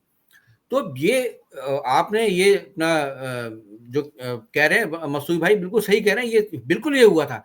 तो ये चीज़ कैसे पसंद आ सकती है एस्टैब्लिशमेंट को कि जिस पर पंजाब की डोमिनेशन है? वो तो चाहते हैं कि सिंध के अंदर इसी तरह जो सिंध में जो मुस्तकिल बाशिंदे हैं, सिंधी और महाजिर, ये आपस में लड़ते रहे इसी तरह से। और अगर ऐसा नहीं होता, लेकिन सर मैं इसी में तो ही इसके अगर जिम्मेदार होते तो फिर आप इस चीज को समझ रहे हैं। मैं ये जुमला मुकम्मल करूं फरहान भाई, अगर सिर्फ भुट्टो ही इसके जिम्मेदार होते तो फिर 83 में जनरल ज़ियाउल हक को कोटा सिस्टम खत्म कर देना चाहिए था। वो तो सब चीफ मार्शल लॉ एडमिनिस्ट्रेटर थे, मुल्क के मालिक मुख्तार थे, वो जो चाहे कर सकते थे, लेकिन वो नहीं चाहते थे। लिहाजा उन्होंने जो है इस चीज़ को मज़ीद बढ़ावा दिया और फिर उन्होंने जीए सिंध से भी ऐसे लोग खरीद के जीए सिंध को भी तोड़ा, एक तरफ साईं जीम सैयद को कमज़ोर किया और वहाँ से लोगों को ख़रीद करके और फिर सिंध के अंदर फसादात करवाए। ये चीज़ तो अपनी जगह है बिल्कुल, ये अलमिया है, क्या किया जाए। कहने का मकसद ये, आफ्ताब शेख साहब जो थे मेयर हैदराबाद, यहाँ से वो सिलसिला शुरू होता है, अगर आपको याद हो ना, देखिए ना, वही है कि जब चूंकि मैं जैसे आपको बता रहा था कि बरसों की नाइंसाफियां थी, पहली मर्तबा महाजरों के लिए एक मजबूत आवाज सामने आई थी, पहली मर्तबा उनको एक अपना लीडर मिला था, लिहाजा एमक्यूएम का साथ देना उन्होंने शुरू किया। लेकिन उससे पहले इस एमक्यूएम को कुचलने के लिए और इसको ये दिखाने के लिए कि ये जो एमक्यूएम है, ये जो महाजरों की जमात है, ये असल में दूसरी कौमों के से नफरत करती है, उनके खिलाफ है, ये पंजाबियों पख्तूनों के खिलाफ है। लिहाजा बाकायदा साजिश के तहत कराची में अलीगढ़ कॉलोनी, कस्बा कॉलोनी पर 14 दिसंबर 1986 को हमला करा के, और पख्तून आबादियों से वो हमलावर आए थे, हमला करा के और वहाँ 6 घंटे तक महाजरों का कत्लेआम किया गया। 200 से ज़्यादा लोग वहाँ पे शहीद कर दिए गए, 6 घंटे तक कत्लेआम हुआ। और फिर उसके बाद जब लोगों ने एहतजाज किया, लोगों ने गाड़ियाँ जलानी शुरू की, तो कहा गया कि जी ये पठानों के खिलाफ कर रहे हैं। और फिर बाकायदा एक साजिश के तहत पंजाबी पख्तून इत्तेहाद नाम की ऑर्गेनाइजेशन बनाई जाती है सरकारी एजेंसियों की सरपरस्ती में, मलिक सरवर अवान, उसको बनाया गया। और फिर उनके जरिए उनको असला दिया गया, पैसा दिया गया, क्रिमिनल किस्म के लोग उनके उसमें शामिल किए गए। फिर ग्रीन टाउन पे हमला, ख्वाजा जमीर नगरी पर हमला, जलालाबाद पे हमला, तो बस्तियों पे हमले कराए गए। अब जब आप किसी की आबादी पर हमला करेंगे तो हर शख्स को اپنی جان بچانے، اپنی ماں بہن بیٹیوں اپنے بچوں کی اپنے بزرگوں کی جان بچانے کا حملہ آوروں سے، اس کا یہ شریعت بھی حق دیتی ہے، یونائٹڈ نیشن کا چارٹر بھی دیتا ہے، ملک کا آئین بھی دیتا ہے کہ آپ اپنی حفاظت کر سکتے ہیں. اسی لیے پاکستان کے آئین میں، پاکستان کے قانون میں اسلحہ کے لائسنس دیے جاتے ہیں قوم کو، لوگوں کو، شہریوں کو. تو وہ اس کے لیے تھوڑی ہوتے ہیں کہ آپ کے پاس اسلحہ آ جائے تو آپ جا کے جو ہے وہ کسی کی آبادیوں پہ جو ہے فائرنگ شروع کر دیں. آپ اپنی دفاع کے لیے کرتے ہیں. سر تو دیکھیں جو آپ نے یہ بات نقطہ مکمل کر لوں. جب آبادیوں پہ حملے ہوئے، کوئی حکومت، پولیس، فوج کوئی نہیں سپورٹ کر رہی تھی، لوگوں نے لائسنس بنائے، اور پھر جب ان کی آبادیوں پہ حملے ہوئے، جب ان کا قتل عام ہوا، تو پھر کچھ حملہ آور بھی پھر اس میں لوگوں نے جب اپنا دفاع کرنا شروع کیا تو وہ بھی مارے گئے. تو ان حملوں میں مارے جانے والے حملہ آوروں کی جب لاشیں، وہ تو پنجاب اور صوبہ سرحد گئیں، اور وہاں پر اس کی بنیاد پر طوفان برپا کیا گیا کہ ایم کیو ایم تو پٹھانوں اور پنجابیوں کی قاتل ہے. لیکن یہاں کراچی میں، حیدرآباد میں جو 100 مہاجر جو ہے وہ مارے جا رہے تھے، گاجر مولی کی طرح کاٹے جا رہے تھے، ان کی لاشیں تو صوبہ پنجاب اور صوبہ سرحد نہیں جا رہی تھی، وہ تو یہی کراچی میں، حیدرآباد میں دفن ہو رہی تھی. تو یہ سازش کر کے کہ ایم کیو ایم جو ہے وہ پٹھانوں پنجابیوں کے خلاف ہے. اور پھر 30 ستمبر 1988 کا وہ سانحہ حیدرآباد کرایا گیا. 87 میں ایم کیو ایم جب پہلی مرتبہ بلدیاتی الیکشن میں حصہ لیتی ہے، حالانکہ وہ الیکشن ایسے وقت ہو رہے تھے، الطاف بھائی جیل میں تھے 1987 میں، دوسری مرتبہ ان کو گرفتار کیا ہوا تھا، وہ الطاف بھائی جیل میں تھے. پوری مرکزی کمیٹی روپوش تھی، ایم کیو ایم کے خلاف آپریشن ہو رہا تھا. لیکن لوگوں کو یہ معلوم ہو رہا تھا کہ اس علاقے سے جو ایم کیو ایم کا نمائندہ ہے وہ یہ ایم کیو ایم کا نمائندہ ہے. چونکہ مسائل تھے، جو برسوں کی محرومیاں تھیں، حق تلفیاں تھیں، تو وہ جیسے میں نے کہا کہ وہ جو ایک پریشر کوکر تھا، لہٰذا لوگوں نے کہا کہ یہی ہماری جماعت ہے، ہمیں اس کو سپورٹ کرنا چاہیے. تو ایم کیو ایم کراچی میں، حیدرآباد میں اس بھاری اکثریت سے کامیاب ہوئی ان بلدیاتی انتخابات میں کہ کراچی میں اور حیدرآباد میں ایم کیو ایم کے میئر اور ڈپٹی میئر کے امیدوار جو تھے وہ بلا مقابلہ منتخب ہوئے. جیسا اپنا غلام نبی بھائی نے بتایا آفتاب شیخ صاحب کا، تو آفتاب شیخ بھائی جو ہے وہ حیدرآباد کے میئر بلا مقابلہ منتخب ہوئے تھے، اور عبدالرشید خان، جن کو رشید بھیا کہتے تھے ہم، وہ ڈپٹی میئر منتخب ہوئے تھے. تو جیسے میں نے کہا کہ ایک سازش کی گئی کہ بھائی پٹھانوں اور پنجابیوں سے تو حملے کرا کے ایم کیو ایم کو یہ دکھا دیا ہے، یہ ثابت کرنے کی کوشش کی ہے کہ جی یہ پٹھانوں پنجابیوں کے خلاف ہے، اب ان کو سندھیوں سے بھی لڑایا جائے ایم کیو ایم کو، اور یہ ثابت کیا جائے کہ ایم کیو ایم سندھیوں کے بھی خلاف ہے.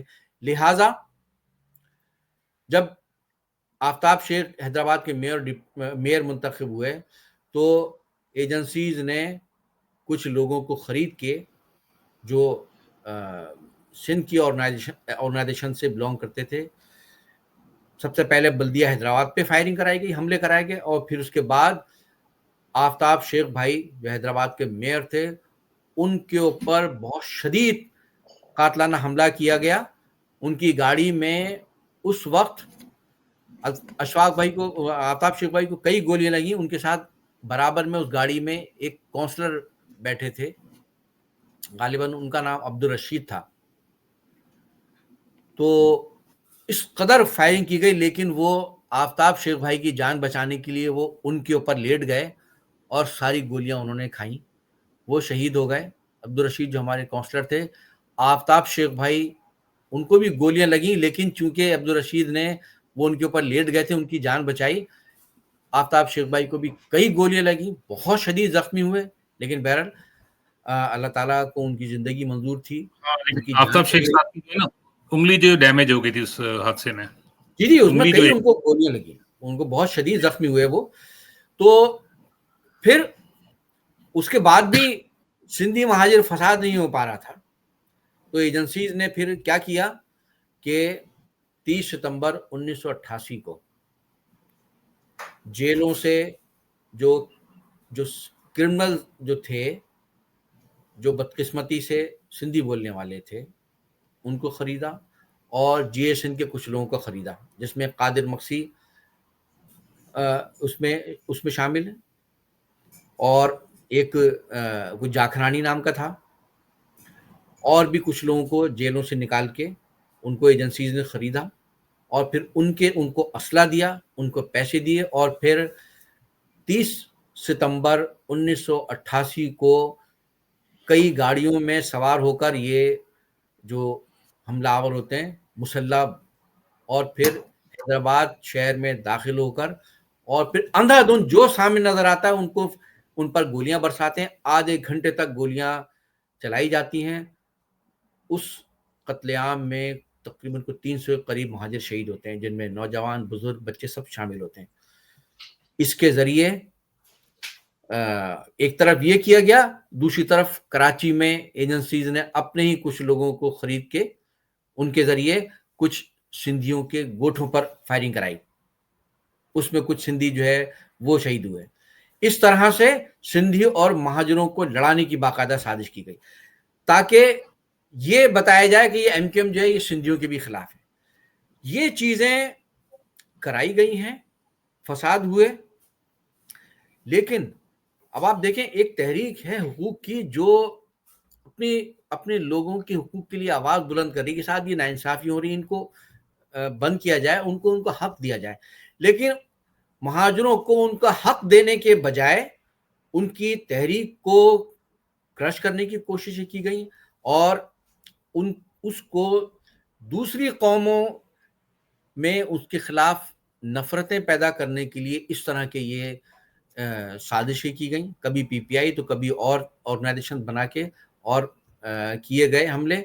और वो महाजिर जो 47 के बाद से, 47 में तो जो कटे सो कटे पाकिस्तान के लिए, लेकिन उसके बाद जिस तरह से उनका हर दौर में कत्लेआम हुआ, जनरल अयूब खान के ज़माने में, भुट्टो के ज़माने में, और फिर उसके बाद उसका जिक्र जो है वो नहीं किया जाता। MQM ही को कहा जाता है कि जी MQM, जैसे आपने भी अपने सवाल में अपने बताया इब्तिदा में कि भाई लोग ये कहते हैं, यही है असल में अलमिया, कि जो मजलूम है उसको जालिम बना के पेश किया जाता रहा, और जो असल जो उस पर जुल्म हुआ, जो उन्होंने अपने हक की बात की, उसको सुनने, उसको समझने के बजाय उसको जालिम और दहशतगर्द बना के पेश किया, आज भी किया जाता है।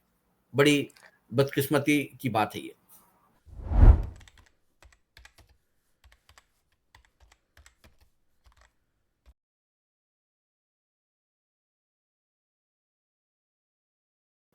सर बहुत शुक्रिया, आपने पूरी डिटेल, पूरा पस मंज़र बताया कि जिसकी वजह से MQM का वजूद अमल में आया, जो महरूमियाँ थीं, जो ज़्यादतियाँ थीं, उसकी वजह से। और ज़ाहिर है उस वक्त के और बल्कि आज के भी ताकतवर हलकों को ये बात पसंद नहीं थी, तो उन्होंने उसको एक लिसानी रंग देकर आपस में लड़वाया, मुख्तलिफ लिसानी इकाइयों को, जिसका भी आपने डिटेल में जिक्र किया। बट प्रॉब्लम जो अपेरेंटली नज़र आती है वो ये है कि MQM इस रिएक्शन के तौर पे, जिसका आपने जिक्र किया कि एक लावा पक रहा था महरूमियों का और ज़्यादतियों का, वो फटता है और अपने दिफा के लिए लोग हथियार उठाते हैं, क्योंकि ज़ाहिर है वो कानूनी हक भी है, शरई तौर पे भी और कॉन्स्टिट्यूशनल भी, इंटरनेशनल उसके हिसाब से भी। तो वो अपने दिफा के लिए जो हथियार उठाते हैं, फिर वो हथियार ही आखिर में दिफा के बाद उनकी पहचान बन जाते हैं। और फिर कराची 20 से 30 साल तक, जब तक ये लोग पावर में रहते हैं, वो जो मसाइल जिनकी वजह से वो बने थे, वो मसाइल तो वहीं के वहीं खड़े रहते हैं, और आज भी वहीं खड़े हुए हैं। लोग असेंबलियों में और ऐवानों में जाते जरूर हैं, लेकिन जो है मसाइल वहीं खड़े हुए हैं, वो महरूमियाँ वहीं खड़ी हुई हैं। मगर वो जो हथियार उठाते हैं, वो उस रिएक्शन में वो हथियार उनकी पहचान बन जाते हैं, और हजारों लोग जो हैं कराची खून में 20-25 साल नहाता रहता है, जिसकी वजह से ये सारा इल्ज़ाम आता है कि भाई जिस रिएक्शन के तौर पे बने थे, जिन महरूमियों को जवाज़ बना के ये मुकदमा खड़ा किया गया था, वो कहाँ है? वो तो वहीं का वहीं खड़ा है। आज भी कराची का अगर आप हाल देखें, तो जो तारीख आपने बताई है उससे कुछ ज़्यादा मुख्तलिफ तो नहीं है। आज भी सरकारी महकमों में, इदारों में, यूनिवर्सिटीज़ में پرائیویٹ یونیورسٹیز کی بات نہیں کر رہا مگر سرکاری یونیورسٹیز میں اور ان سب جگہوں پہ تو یہ ساری چیزیں تو آج بھی اسی طریقے سے ہیں. تو ایم کیو ایم کا بنانے کا جو مقصد تھا وہ تو نہیں پورا ہوا. اس کو آپ کیسے دیکھتے ہیں سر؟ دیکھیں جب ایم کیو ایم ایسا نہیں ہے کہ ایم کیو ایم معرض وجود میں آئی اور جب اس کو کچھ اختیار ملا تو وہ کچھ بھی نہیں کر سکی. وہ ایسا نہیں ہے. ہمیں یہ بات بتانے میں کوئی شرم نہیں ہے بلکہ حقیقت ہے یہ کہ جب بلدیات میں ہم آئے 1987 میں جنوری 1988 میں بیسیکلی میئرز نے حلف اٹھایا ہے.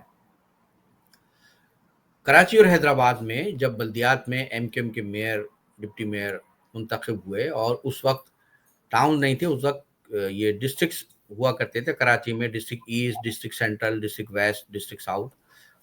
تو ایسٹ میں, سینٹرل میں اور ڈسٹرکٹ ویسٹ میں ایم کیو ایم کے میئر وہ ڈسٹرکٹ کے چیئرمین ایم کیو ایم کے تھے اور میئر ایم کیو ایم کا تھا. اسی طرح سے حیدرآباد میں ایم کیو ایم کا میئر تھا.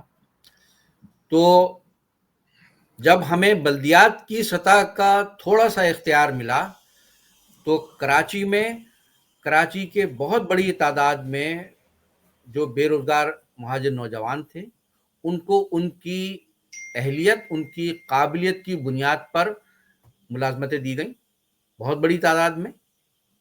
اس سے کوئی انکار نہیں کر سکتا. کے ایم سی میں یہ ڈسٹرکٹس کے جو میونسپلٹیز تھیں ان میں واٹر بورڈ میں بالکل مہاجر نوجوانوں کو ملازمتیں دی گئیں اور جہاں یعنی کہ جو آفیسر گریڈ کی بھی جو نوکریاں تھیں وہ مہاجر نوجوان جو چپراسی کی نوکری کا تصور نہیں کر سکتے تھے ان کو 11 12 گریڈ اور کچھ کو 16 گریڈ تک میں جو ہے وہ ان کی قابلیت کی بنیاد پر, صرف مہاجر ہونے کی بنیاد پہ نہیں, جو میرٹ تھی اس جاب کی اس میرٹ پر وہ پورا اترے اور ان کو دی گئیں. بڑی تعداد میں لوگوں کو ملازمتیں ملی ہیں, اس میں کوئی مطلب دو رائے نہیں ہے. اور 88 میں ہم جب پہلی مرتبہ ایم کیو ایم نے جنرل الیکشن میں حصہ لیا اور اسمبلیوں میں گئے اور پھر وہ تو خیر اس وقت پیپلز پارٹی کا دور تھا 20 مہینے کا, اس میں بھی وہ انہوں نے اپنی روایت برقرار رکھتے ہوئے مہاجروں کو مارا اور وہ وہی کچھ کیا. 26-27 مئی 1990 کو حیدرآباد کے پکا قلعہ میں بے نظیر حکومت نے آپریشن کیا تھا. اس میں بھی 100 سے زیادہ مہاجروں کو, نوجوانوں, بزرگوں, خواتین تک کو انہوں نے شہید کیا, آپریشن کیا. 90 میں جب پیپلز پارٹی کی حکومت ختم ہوئی اور نواز شریف کی حکومت آئی سندھ میں, چونکہ مسلم لیگ نون سے آئی جی آئی تھی اس وقت, مسلم لیگ نون تو بعد میں خیر وہ شکل اس کی بنی, آئی جی آئی سے ایم کیو ایم کا الائنس ہوا تھا اور سندھ میں اسی الائنس کی مخلوط حکومت تھی جہاں صادق علی مرحوم وزیر اعلیٰ بنے. ایم کیو ایم اور آئی جی آئی کے لوگ کیبنٹ میں تھے, ایم کیو ایم کے وزراء تھے کیبنٹ میں.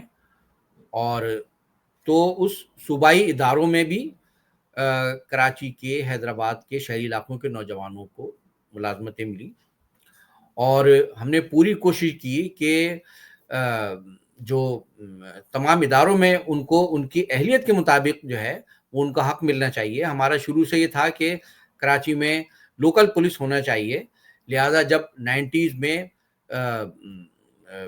91-92 میں پولیس میں بھرتیوں کا مرحلہ آیا تو اس میں بھی مہاجر نوجوانوں نے اپلائی کیا. ان کی ایک طرح سے بہت ایک بڑی تعداد میں مہاجر نوجوانوں کی پولیس میں بھی وہ سمجھ لیجیے کہ بھرتی ہو گئے تھے ان کی. لیکن وہ 92 میں جب فوجی آپریشن شروع کیا گیا تو جو پولیس میں بھرتی ہو رہے تھے جو مہاجر, ان سب کو نکال دیا گیا. ان کو باقاعدہ انہوں نے جاب شروع ہی نہیں کی. اور پھر اس کے بعد جو صوبائی محکموں میں جو مہاجر نوجوان تھے انہیں نکالا جاتا رہا, ان کو الزامات لگا کے. अच्छा जिस तरह का ऑपरेशन था, फौजी ऑपरेशन 1992, आज 20 जून है, कल 19 जून थी, तो इस एमक्यूएम को ख़त्म करने के लिए वो हर तरह से उन्होंने कोशिशें की थी, मिलिट्री इस्टेब्लिशमेंट ने, नहीं ख़त्म कर सके। अल्ताफ़ भाई को ख़रीदने की कोशिशें की, वो बड़े पैसे भेजे, लेकिन 88 में भी 90s में भी अल्ताफ़ भाई ने फ़ौज से, एजेंसियों से पैसे नहीं लिए। तो उन्हें ऐसी पार्टी, ऐसी लीडरशिप जो बिकने के लिए तैयार नहीं है, जो उनके इशारों पे चलने के लिए तैयार नहीं है, जो उसूलों की बात करती है, जो अपना सौदा करने के लिए तैयार नहीं है, लिहाजा ऐसी पार्टी, ऐसी लीडरशिप वो पाकिस्तान की नहीं बल्कि किसी भी जगह की, किसी भी मुल्क की इस्टेब्लिशमेंट को बर्दाश्त नहीं होती है। नतीजा नहीं, ये ये है बात कि आपने बिल्कुल सही की है। इसको मैं सेकंड ऐसे करूंगा कि आज जो पीटीआई के साथ हो रहा है वो भी इसी चीज का खमियाजा भुगत रहे हैं। और पहली दफा पाकिस्तान की तारीख में पंजाबी जो है वो आर्मी को या एस्टेब्लिशमेंट को गाली दे रहा है, सिर्फ इसलिए कि इन्होंने वो चीजें भुगती हैं पीटीआई के यूटियों ने, या जो भी इनका यूथ विंग है, इन लोगों ने वो चीजें भुगती हैं जो कराची बहुत सालों से भुगतता रहा है। तो बिल्कुल इनको अब ये बात समझ में आ गई है कि इन सब के पीछे इन्हीं लोगों का हाथ है। मगर देखें, जो एक वाज़ेह फ़र्क है वो ये है कि इतने मज़ालिम होने के बावजूद उनके लोगों पे भी कम मज़ालिम नहीं हुए। 9 मई के बाद अगर आप देखें, उनकी भी नहीं, औरतों वो को बिल्कुल है। उस पे हम बात करते हैं फरहान भाई। ये जो आपके सवाल का जो हिस्सा है ना, आपने जो हथियार की बात की है, जी जी ये जी हथियार पहचान बन गए और मसाइल वहीं के वहीं रहे। अपना गुलाम नबी भाई आप कीजिएगा जो आपको पूछना है, लेकिन मैं इसका जवाब दे दूं, वरना फिर वो बात सवाल से कोई और निकलते जाएंगे। जी, बस देखिए, मैं आपको ऐड ये करना चाह रहा था, जो 90 का आपका ऑपरेशन होता है आपके खिलाफ, इसमें एक किरदार थे मेजर कलीम, जी ठीक है ना। तो जी जी बेसिकली एक मेजर कलीम जिसका कोई एमक्यूएम के कुछ उनके साथ मसले मसाइल होते हैं या उनको मारा जाता है, मतलब तशद्दुद किया जाता है, उसके बाद एक मेजर कलीम के चक्कर में पूरी एक ऑपरेशन किया जाता है। कहना मैं ये चाह मैं रहा हूँ। उसका बिल्कुल उसकी भी मैं आपको बताता हूँ पस मंजर वो क्या था। तो ये मैं फरहान भाई की बात का जवाब दूं तो देखें, मसाइल की आपने बात की ना कि मसाइल तो वहीं के वहीं रहे। तो जैसे कि पहला जो बुनियादी एक मामला था कि भाई जो लोग को रोजगार के दरवाजे उन पर बंद कर दिए गए महाजिर होने की बुनियाद पर, तो ये जो बुनियादी चीज़ होती है, क्योंकि रोजगार के नतीजे में ही इंसान के पास वो वसाइल आते हैं कि वो अपना और अपने माँ बाप, बहन भाइयों, बीवी बच्चों का पेट पाल सके। ठीक, इसीलिए बाज़ बुजुर्गों का कहना है कि जो रोटी जो है वो भी एक छठा जो है वो सुतून होता है। खैर वो एक अलग एक फलसफा है। तो इसके लिए कोशिश की, जो मैंने आपको बताया कि हज़ारों की तादाद में, बड़ी तादाद में नौजवानों को मुलाजमतें मिली बल्दियाती इदारों में, सूबाई महकमों में जगह, और एक महाजरों में एक इज्तिमाई बुनियाद पर, ये नहीं कि एमक्यूएम के रहनुमाओं को, मैं 90s तक की बात बता रहा हूँ, इज्तिमाई बुनियाद पर महाजरों में रोजगार उनको मिलने लगा। तो एक इज्तिमाई तौर पर खुशहाली की तरफ जाने लगे। तो वो एक यूं समझ लीजिए कि एक उनके आंसू पोंछे जाने का सिलसिला शुरू हुआ। लेकिन वो एमक्यूएम के साथ थे, तो अब इन्होंने 92 में फौजी ऑपरेशन शुरू कर दिया एमक्यूएम के खिलाफ। और उसका एक क्यों शुरू कर दिया भाई, देखे ना, एमक्यूएम थी, हुकूमत की इत्तेहादी थी, अमन था, सब कुछ था, लेकिन मसला ये है कि एमक्यूएम, वो उसकी लीडरशिप, वो एक एमक्यूएम एक ऐसी मजबूत सियासी कुव्वत बन गई। एमक्यूएम एक एक पूरी महाजिर कौम जो है वो 99% इस एमक्यूएम के प्लेटफॉर्म पर, आधे से ज्यादा वर्कर्स और बाकी सपोर्टर, तो एक बहुत एक सियासी कुव्वत बन गई थी MQM और वो उनके सपोर्ट करने वाले महाजिर। तो ये चीज पसंद नहीं आई। फिर उसके साथ क्या हुआ कि MQM जो है वो उसकी जो आइडियोलॉजी थी, जो फिनोमिना था middle class lower middle class leadership का, अल्ताफ भाई ने जब MQM पहली मर्तबा इलेक्शन में आती है 1988 में, तो पढ़े लिखे महाजिर नौजवानों को, महाजिर एल्डर्स को उनकी काबिलियत की बुनियाद पर असेंबली में भेजा MPA MNA बनाकर। अब वो सारे के सारे middle class lower middle class से ताल्लुक रखने वाले थे, जबकि पाकिस्तान की असेंबली में बड़े बड़े फ्यूडल्स, बड़े बड़े जागीरदार, बड़े बड़े वजीरे, बड़े बड़े सरदार और बड़े बड़े सरमाएदार थे। अब उन्होंने देखा कि भाई ये लोग जो हैं ये कैसे ये असेंबली में आकर जो है वो बैठ गए हैं, क्योंकि उनकी जो मेंटेलिटी है वो तो अपनी जागीरों में रहने वाले गरीबों को, लोअर मिडिल क्लास लोगों को अपना गुलाम समझते हैं, जिनको वो अपने बराबर में बैठना, क्या अपने सामने बैठना पसंद नहीं करते। वो दूर जो है वो हाथ जोड़ के जमीन पर बैठते हैं, सर नहीं उठा सकते उनके सामने।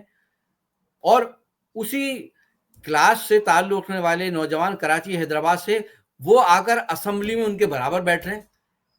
तो ये चीज देखकर MQM का फिनोमिना वो पंजाब में भी फैलना शुरू हुआ, बलूचिस्तान में भी, सूबा सरहद में भी, इवन ये कि कश्मीर में भी। हालांकि MQM उस वक्त मुहाजिर कौमी मूवमेंट, मुत्तहिदा कौमी मूवमेंट नहीं बनी थी। तो पंजाब से, सूबा सरहद से, बलूचिस्तान से कश्मीर तक से खतूत आने लगे 90 पर कि भाई आपका नजरिया बहुत अच्छा है और आपने ऐसे पढ़े लिखे नौजवानों को असेंबलियों में भेजा है, हमें आपकी पार्टी, आपका नजरिया बहुत पसंद आया है, हम भी MQM में शामिल होना चाहते हैं, हमारे यहाँ भी MQM कायम करें। हालांकि MQM उस वक्त महाजिर कौमी मूवमेंट थी, लेकिन अल्ताफ भाई की आइडियोलॉजी, वो जो लोअर मिडिल क्लास का, मिडिल क्लास की लीडरशिप का जो फिनोमिना था, प्रैक्टिकली जो हुआ, उसने पंजाब में, सरहद, बलूचिस्तान, कश्मीर, सब जगह MQM के लिए लोगों के दिलों में बिल्कुल जगह पैदा की। वो जो 80s में नफरतें और प्रोपेगेंडे किए थे, उन प्रोपेगेंडों का शहर टूटने लगा और जो आइडियोलॉजी थी अल्ताफ भाई की MQM की, वो लोगों के दिलों में घर करने लगी। 1990 में 23 मार्च को 1990 को लाहौर के मीनार पाक, वो जो है जो जलसा, जो मीनार पाकिस्तान जो है, इकबाल पार्क जिसको वो कहते हैं, वहां जलसा हुआ। मुस्लिम लीग का जलसा था, पंजाब के लोग थे, लेकिन अल्ताफ भाई ने जो वहां मैसेज दिया मिडिल क्लास लोगों को, लोअर मिडिल क्लास की लीडरशिप का, पंजाब के आम लोग जो है वो अल्ताफ भाई के दीवाने हो गए। और एजेंसीज को भी मालूम था कि सूबा सरहद से, कश्मीर से भी लोगों के खतूत जा रहे हैं MQM के मरकज 90। इतनी बड़ी तादाद में खतूत आने लगे कि 90 पर अल्ताफ भाई को एक खतूत कमेटी का शोबा बनाना पड़ा, जहां हमारी MQM शोबा खवातीन की बाजियां जो है वो आकर उन खतूत को पढ़ती थी और उसके समरी बनाकर अल्ताफ भाई को पेश करती थी। इतने खतूत आ रहे थे। तो ये चीज देखकर जब जाहिर इतना रिस्पांस मिल रहा था, तो अल्ताफ भाई ने ऐलान किया कि अब चूंकि महाजिर कौमी मूवमेंट है और जबकि बाकी कौमों के लोग भी आ रहे हैं, तो फिर अल्ताफ भाई ने ऐलान किया कि हम 92 में इसका दायरा महाजिर कौमी मूवमेंट से बढ़ा के मुत्तहिदा कौमी मूवमेंट कर देंगे, ताकि तमाम कौमों के लोग उसमें आए। इस्टेब्लिशमेंट को ये बात पसंद नहीं आई कि एक कराची में, हैदराबाद में इस MQM ने जमात इस्लामी और JUP का सफाया कर दिया सियासी बुनियाद पर। तो जमात इस्लामी कौन थी? फौज की B टीम थी। तो जमात इस्लामी के सफाया करने का मतलब ये कि फौज की B टीम का सफाया हो गया, यानी कि MQM ने वोट के जरिए, अपने आइडियोलॉजी के जरिए वहां उस वक्त की मिलिट्री एस्टेब्लिशमेंट को शिकस्त दे दी। तो वो इतनी बड़ी ताकत ये बात कैसे बर्दाश्त कर सकती है कि वो कराची, हैदराबाद में सफाया हो गया? तो यही फिनोमिना जो है वो पंजाब, सूबा सरहद और बलूचिस्तान में फैले। ये चीज उनको अपने उस सिस्टम, वो जो स्टेटस को है, उसके लिए सबसे बड़ा खतरा बन गई है इनके, कि अगर ये पूरे मुल्क में फैल गए تو یہ تو یہاں سے بھی پھر یہ جو ہم سرداروں کو, جاگیرداروں اور وڈیروں کو اسمبلیوں میں جو بھیجتے ہیں اور پھر ان سے اپنی مرضی کے فیصلے کراتے ہیں, پھر تو اگر یہ پورے ملک سے اگر اسی طرح لوور مڈل کلاس کی لیڈرشپ پہنچے گی, اور ایسی پارٹی کی لیڈرشپ, وہ پارٹی جس کی لیڈرشپ جو ہے وہ اسٹیبلشمنٹ کی مرضی کے فیصلے نہیں کرتی ہے, بلکہ عوام کے اور ملک کے مفاد میں جو ہوتا ہے وہ چیزیں کرتی ہے. لہٰذا انہوں نے طے کر لیا کہ اس ایم کیو ایم کو تو آگے بڑھنے نہیں دینا, آپریشن شروع کر دیا. ایم کیو ایم کو توڑنے کے لیے ایم کیو ایم کے ہی لوگوں کو خرید کے, یا آفاق عامر وغیرہ, یہ ان کو خریدا اور حقیقی بنا دیا, آپریشن شروع کر دیا.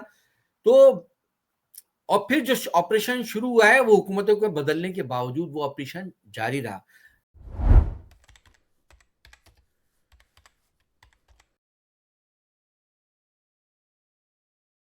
دوسری بات آپ کی, جب مسلسل اسٹیبلشمنٹ مار رہی ہے جس کے ہاتھ میں سب کچھ ہے, تو مسائل کیسے حل ہوں گے؟ انہوں نے تو مسائل کو اور بڑھا دیا ہے اور دوبارہ سے ہمیں مہاجروں کو کراچی, حیدرآباد, شہری علاقوں کو اسی 70 کی دہائی میں پہنچا دیا ہے. دوسری بات آپ نے کہی ہتھیار پہچان بن گئے. کبھی آپ اس پروگرام سے ہٹ کرنا 14 دسمبر 1986 کو آپ اس کے بعد پیدا ہوئے نا؟ نہیں, میں 77 میں پیدا ہوں سر. 77 میں پیدا ہوئے جی. 14 دسمبر 1986 کو جو قتل عام ہوا ہے ثانیہ وہ علی گڑھ کالونی میں, قصبہ کالونی میں کراچی کی, اس کی ذرا کبھی ڈیٹیل ذرا آپ ذرا جانیے کیا ہوا ہے وہاں پر. 6 گھنٹے تک ان آبادیوں پہ حملہ ہو کے قتل عام ہوا ہے مہاجروں کا.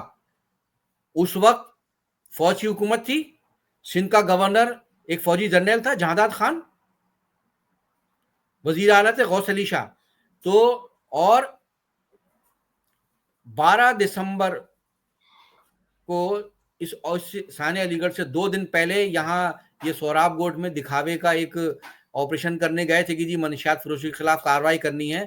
تو فوجی چوکیاں بنا دی گئی تھیں یہ سائٹ کے علاقے میں, علی گڑھ کالونی اس طرف کہیں. لیکن ثانیہ علی گڑھ 14 دسمبر کو جو حملہ ہوا اس سے ایک روز پہلے ساری چوکیوں سے فوج کو ہٹا لیا گیا. 6 گھنٹے تک کراچی جیسا شہر 6 گھنٹے تک قتل عام ہوتا رہا. نہ فوج آئی, نہ رینجرز آئی, نہ پولیس آئی, کوئی بچانے نہیں آیا مہاجروں کو.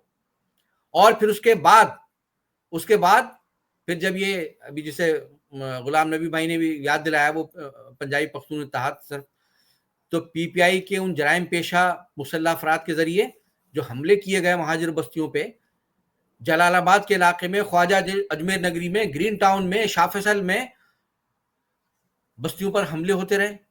کوئی نہ پولیس نہ رینجر فوج کوئی نہیں بچا رہا ہے.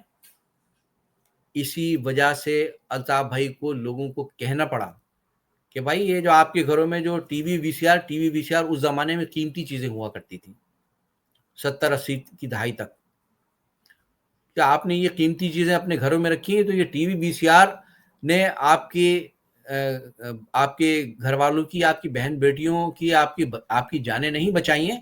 انہیں بیچو, لائسنس بناؤ اور اپنی حفاظت کے لیے اسلحہ رکھو. تو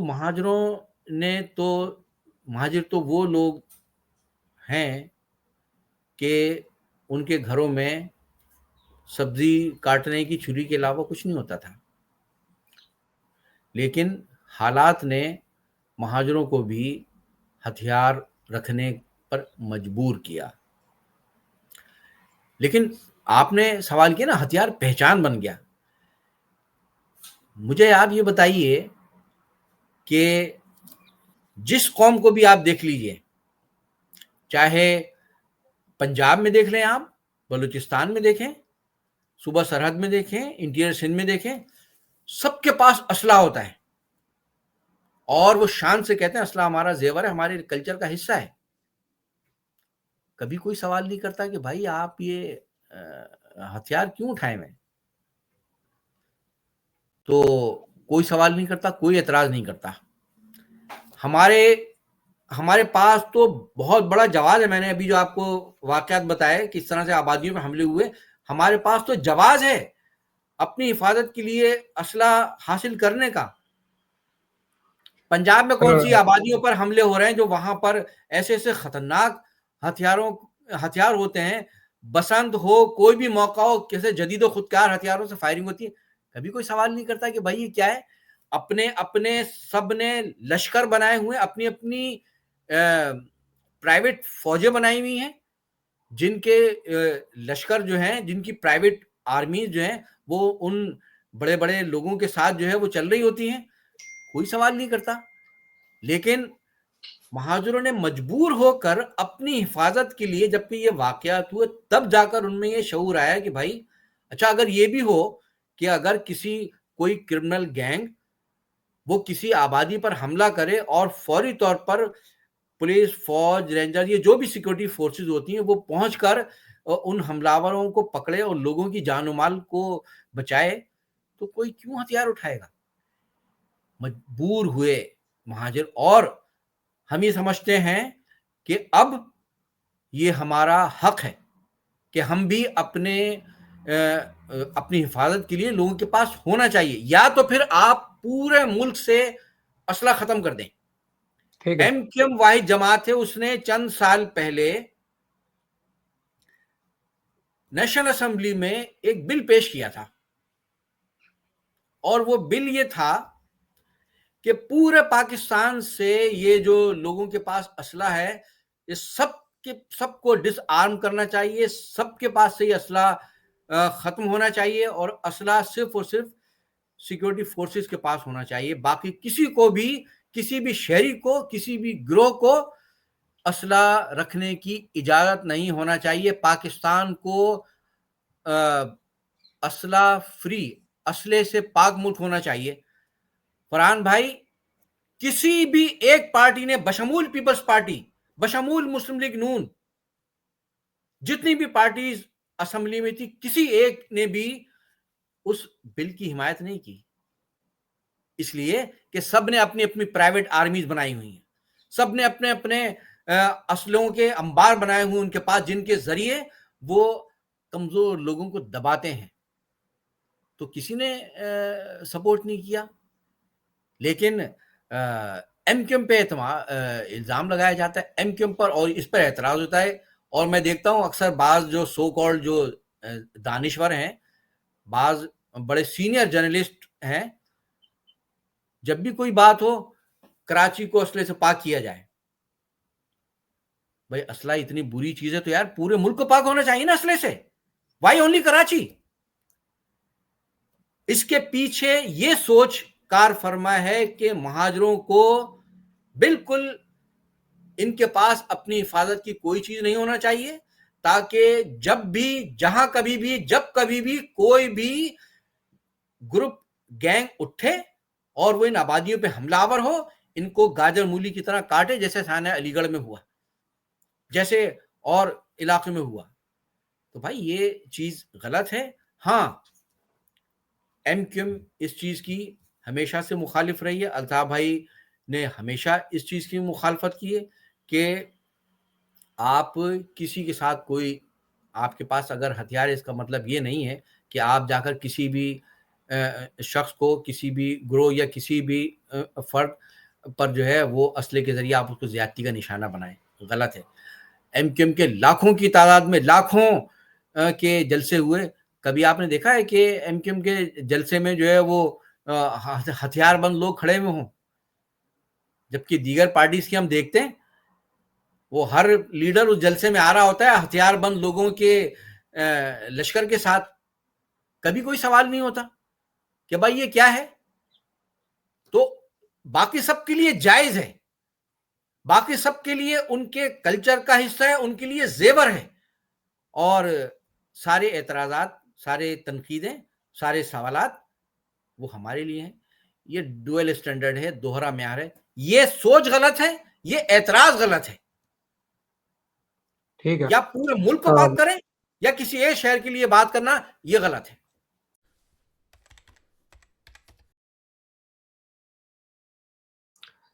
میرے خیال میں دیکھیں جہاں تک اس بات کا تعلق ہے کہ ہتھیار اٹھانے کی جو وجوہات آپ نے بتائی ہیں اور جو ہسٹوریکل فیکٹس ہیں وہ میری ہتھیار اٹھانے کی نہیں، ہتھیار رکھنے کی رکھنے کی فرق ہے. اور ظاہر ہے اپنے دفاع کا حق جو ہے ہر انسان کو ایک بنیادی حق ہے اپنے دفاع کا. جی وہاں تک تو بات ٹھیک ہے، سمجھ میں بھی آتی ہے، ایک قاعدہ قانون کی بات ہے، مگر بات صرف دفاع تک نہیں رہی نا، بات تو اس سے بہت آگے نکل گئی ہے. مطلب ہم نے اپنی آنکھوں سے اس چیز کا مشاہدہ کیا ہے کہ 17-18 سال کے اس زمانے کے لڑکے جس طرح ٹیٹیاں رکھ کے گھومتے تھے اور جس طریقے سے وہ اپنے ہی اردو اسپیکنگ لوگوں کو یونٹ وغیرہ میں بلا کے مرغا بنا کے منہ پہ تھپڑ مار رہے ہوتے تھے ہماری اسی پارٹی کے لوگ. تو اس پہ جو ہے مجھے نہیں پتا کہ اس پہ الطاف بھائی کی کیا پالیسی رہی ہے، ایسے لوگوں کے لیے کیا کیا گیا ہے. مگر جب میں کہتا ہوں نا کہ اسلحہ پہچان بن گیا تھا، وہ اس لیے کہ جو کراچی کا اردو بولنے والا جو کہ ایم کیو ایم کا سپورٹر اور ووٹر رہا ہے، جب وہ انہی کے ہاتھوں ان چھوٹے چھوٹے لڑکوں کے ہاتھوں جن کے ہاتھوں میں اسلحہ تھا، انہی کے یونٹوں میں آفیسز میں بے عزت ہو رہا ہوتا تھا چھوٹی چھوٹی باتوں پہ، تو یہ کہہ رہا ہوتا تھا یار یہ کر رہے ہیں یہ لوگ. تو وہ اس وجہ سے پہچان بنی ہے میں اپنے بتاؤں لوگوں کے فرحان اندر. بھائی، ایک تو آپ نے پروپیگنڈا چل رہا ہے، ایک وہ سب چل رہا ہے، وہ اپنی جگہ ہے، وہ تو آج یہ پی ٹی آئی کے اگینسٹ بھی کرتا ہے، اس کی میں بات ہی نہیں کر رہا ہوں. مگر جو اپنے لوگوں کے اندر یہ جو فیلنگ آئی ہے اس کے بارے میں آپ کیا کہیں گے؟ دیکھیں، یہ آپ نے بالکل صحیح بات کی ہے، صحیح طرف نشاندہی کی ہے. کیونکہ دیکھیں ظاہر ہے کہ ایم کیو ایم کا دائرہ جیسے جیسے وسیع ہوا اور جب تمامی قوموں کے لوگ بھی اس میں شامل ہوتے گئے اور ایم کیو ایم کو ایک عوامی طور پر بھی ایم کیو ایم جو ہے وہ ایک بڑی طاقتور تنظیم کے طور پر جو ہے وہ بنی، تو ہر طرح کے لوگ اس میں شامل ہوئے جن کی کوئی سیاسی یا نظریاتی تربیت بھی نہیں تھی. ایک ہوتا نا کہ ایک بھیڑ چال چلتی ہے کہ ایک دم غول کے غول جو ہے وہ شامل ہو گئے. جو ابتدائی دور کے اس کے بعد کے دور کے ایم کیو ایم کے کارکنان، انہوں نے برسوں تحریک کی تربیت میں گزارے، تحریک کی جو مزاج ہوتا ہے تحریک میں، جو اپنے ایک نظریاتی طور پر کام کرتی اس کی تربیت میں رہے. لیکن ایسے لوگ بھی شامل ہوئے جن کی کوئی تربیت نہیں. لیکن اس میں کوئی وہ نہیں ہے کہ بھئی کوئی نیا ہو یا پرانا ہو، کسی کو بھی حق نہیں ہے. اور اسی وجہ سے جہاں جہاں اس طرح کی شکایات موصول ہوئیں کہ کسی نے ایم کیو ایم کے آفس میں کسی بھی فرد کے ساتھ کوئی بدتمیزی کی، کوئی زیادتی کی، تو اس کی جیسی شکایت آتی تھی، شکایت کی تحقیق کی جاتی تھی، ثابت ہوتا تھا، اس کو تحریک سے فوری طور پر خارج کر دیا جاتا تھا. آپ کی نظر سے ایسے بیانات مجھے حیرت ہے کہ نہیں گزرے. ایم کیو ایم نے کتنے لوگوں کو تحریک سے خارج کیا؟ کیا آپ کی نظر سے ایسے بیانات نہیں گزرے کہ بھئی فلاں فلاں علاقوں کے ایم کیو ایم کے فلاں فلاں کارکنوں کو یا فلاں یہ ذمہ داری میں تو ان کو خارج کر دیا گیا؟ ٹھیک ہے، ایسا ہوا نا. تو وہ کیوں کہ کسی سے ذاتی اختلاف کی بنیاد پر تھوڑی. جہاں شکایات آتی تھی تو ان کے خلاف کارروائی ہوتی تھی، ان کو خارج کیا جاتا تھا. اور الطاف بھائی نے تو دیکھیں، الطاف بھائی نے تو جب یہ دیکھا کہ یہ جو برائیاں ہیں وہ مطلب ایسی چیزوں میں بھی تحریک کے ساتھی یا ذمہ دار جو ہیں وہ پڑ گئے. مثال کے طور پر وہ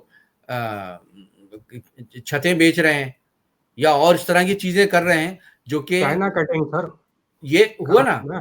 تو کیا وہ کون تھا؟ وہ الطاف بھائی تو تھے کہ انہوں نے ان چیزوں پر بھئی یہ ذمہ داری ہے جو جن کے ہاتھ میں تحریک کی کمان دی گئی ہے، جن کے ہاتھ میں تحریک کی ذمہ داریاں دی گئی ہیں، ان کا فرض ہے کہ وہ ان چیزوں کو روکے. الطاف بھائی گائیڈ کر رہے ہیں. لیکن جب دیکھا کہ بھائی یہ چیزیں جو ہے وہ ذمہ داران وہ روکنے کے بجائے کہیں کہیں خود ان برائیوں میں پڑ گئے، تو الطاف بھائی نے تو خود باقاعدہ بھرے اجتماعات میں خطاب کرتے ہوئے ان چیزوں کی خود نشاندہی کی کہ میرے یہ بات ذمہ داران جو وہ ان چیزوں میں پڑ گئے. کیا آپ کو یاد نہیں ہے یہ بات؟ تو अल्ताफ भाई जैसा लीडर पाकिस्तान में कोई एक पार्टी ऐसी नहीं है, कोई ऐसा लीडर नहीं है कि जो अपने लोगों की बुराइयों की निशानदेही करके उन बुराइयों पर उनका एहतसाब करे और उनका एतराफ़ करे। अल्ताफ भाई वाहिद लीडर हैं, उन्होंने खुलकर कहा कि ये मेरे लोग इन चीज़ों में पड़ गए हैं, और उन्होंने इन चीज़ों की रोकथाम के लिए कितनी मर्तबा तो अल्ताफ भाई ने राब्ता कमेटी, तंजीमी कमेटी, इनको तहलील किया है। आपको याद है ये नहीं है? बिल्कुल तो बिल्कुल। ये सारे फैसले किस लिए किए जाते थे? इसीलिए कि जिनका काम इन चीज़ों को रोकना है वो खुद इन चीज़ों को रोकने के बजाय कहीं कहीं खुद इन चीज़ों का हिस्सा बन गए। तो ये सारे काम इसीलिए किए जाते थे कि लोग जो है वो राह रास्त पे रहें और इन चीज़ों में पढ़ने के बजाय लोगों को तक अपनी तहरीक का मैसेज पहुंचाएं, लोगों की तरबियत करें और इन बुराइयों में पढ़ने के बजाय इन बुराइयों पर काबू पाएं, इनकी रोकथाम करें। लेकिन मसला वही है ना, देखें ये चीज़ें जो है ये बाकायदा एक प्लानिंग के तहत एमक्यूएम के लोगों को ख़रीद के इस्टेब्लिशमेंट ने हमारे लोगों को ख़रीद कर उनको बाकायदा, अब तरह तरह की चीज़ें, तरीक़े होते हैं लोगों को ट्रैप करने के, जिसमें से एक ट्रैप बड़ा मशहूर है, बरसों से मशहूर है, ठीक है ना, जिसको हनी ट्रैप भी कहा जाता है। हाँ बिल्कुल, वीडियोस बना ली जाती हैं फिर। तो तरह तरह से लोगों को ट्रैप करके, क्योंकि इनके तो तरीके होते हैं ना, जो इस तरह से काबू में नहीं आ रहा उसको इस तरह से काबू में कर लो और फिर उसके बाद उनसे अपनी मर्जी के काम कराओ। तो लोगों को ट्रैप किया गया, लोगों को करप्ट किया गया, सोशली, मोरली, फाइनेंशियली, और फिर जो लोग खुद करप्शन में पड़ जाएं वो करप्शन पे काबू कैसे पा सकते हैं? नतीजा ये कि लोगों को खरीद के फिर ये देखे ना, जैसे हकीकी बनी तो ये इसी तरह से करके पीएसपी बनाई गई ना। वो लोग के जिनकी बुनियाद पर एमक्यूएम को हर चीज़ का जिम्मेदार करार दिया जाता था, एमक्यूएम को बड़ा मेलाइन किया जाता था, जब पीएसपी बनी तो वही लोग फरिश्ते हो गए। बड़ी ड्राई क्लीन की मिसालें जो हैं वो बदली जाने लगी। तो फिर उसके बाद ये जो 22 अगस्त के बाद जो हुआ है, तो देखें ना, ये सब कुछ करवाने वाले वो यही लोग थे कि जिन्होंने इन चीज़ों को बाकायदा करके मकसद जो था तहरीक को कमज़ोर करना था, और वही एलिमेंट, वही जो एक पॉलिसी इस्टेब्लिशमेंट की कि भाई इस पार्टी को ख़त्म करना है, इसको टुकड़े करना है, इसको कमज़ोर करना है, तो हर तरह से इसके लोगों को ख़राब करो। जो चीज़ लंदन से बैठकर अल्ताफ भाई के पास शिकायतें आ रही हैं और वो एक्शन ले रहे हैं, तो वहाँ कैसे ये मुमकिन है कि वहाँ करप्शन और इस तरह की चीज़ें हो रही हैं और हमारी मुल्क की जो मतलब जो इदारे हैं जिनका काम है कि उनको रोकना, वो रोकने के बजाय जो है वो नहीं होने दे रहे। बल्कि हमारे यहाँ तो मतलब सूरत हाल ये रही है कि बाकायदा गैंग्स बनाए गए। क्या लियारी गैंगवार की मिसाल हमारे सामने नहीं है? उनको किसने प्रोटेक्शन दी थी?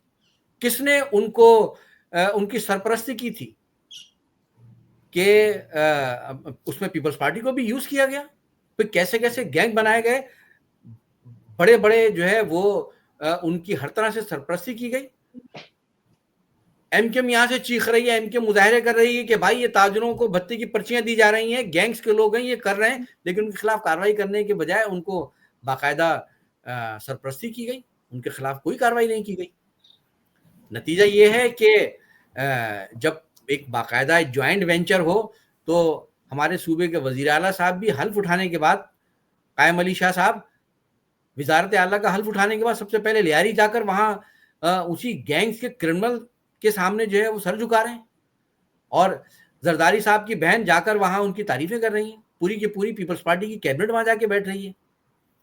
تو یہ گینگز پالے گئے باقاعدہ, اور ان کے ذریعے کراچی میں جو قتل و غارت گری کرائی گئی, جو اغوا برائے تاوان کی وارداتیں, کیا کچھ نہیں کرایا گیا ہے, اس کا سارا بھی ملبہ ایم کیو ایم پر, ایم کیو ایم کے سر. یہ جی ایم کیو ایم ہے تو یہ سب کچھ ہو رہا ہے. ارے بھائی ہم تو صرف چیخ ہی سکتے ہیں نا, ہم نہ پولیس ہیں, نہ رینجرز ہیں, نہ فوج ہیں. ہم ایک سیاسی قوت ہیں, ایک سیاسی پارٹی آواز ہی اٹھا سکتی ہے نا.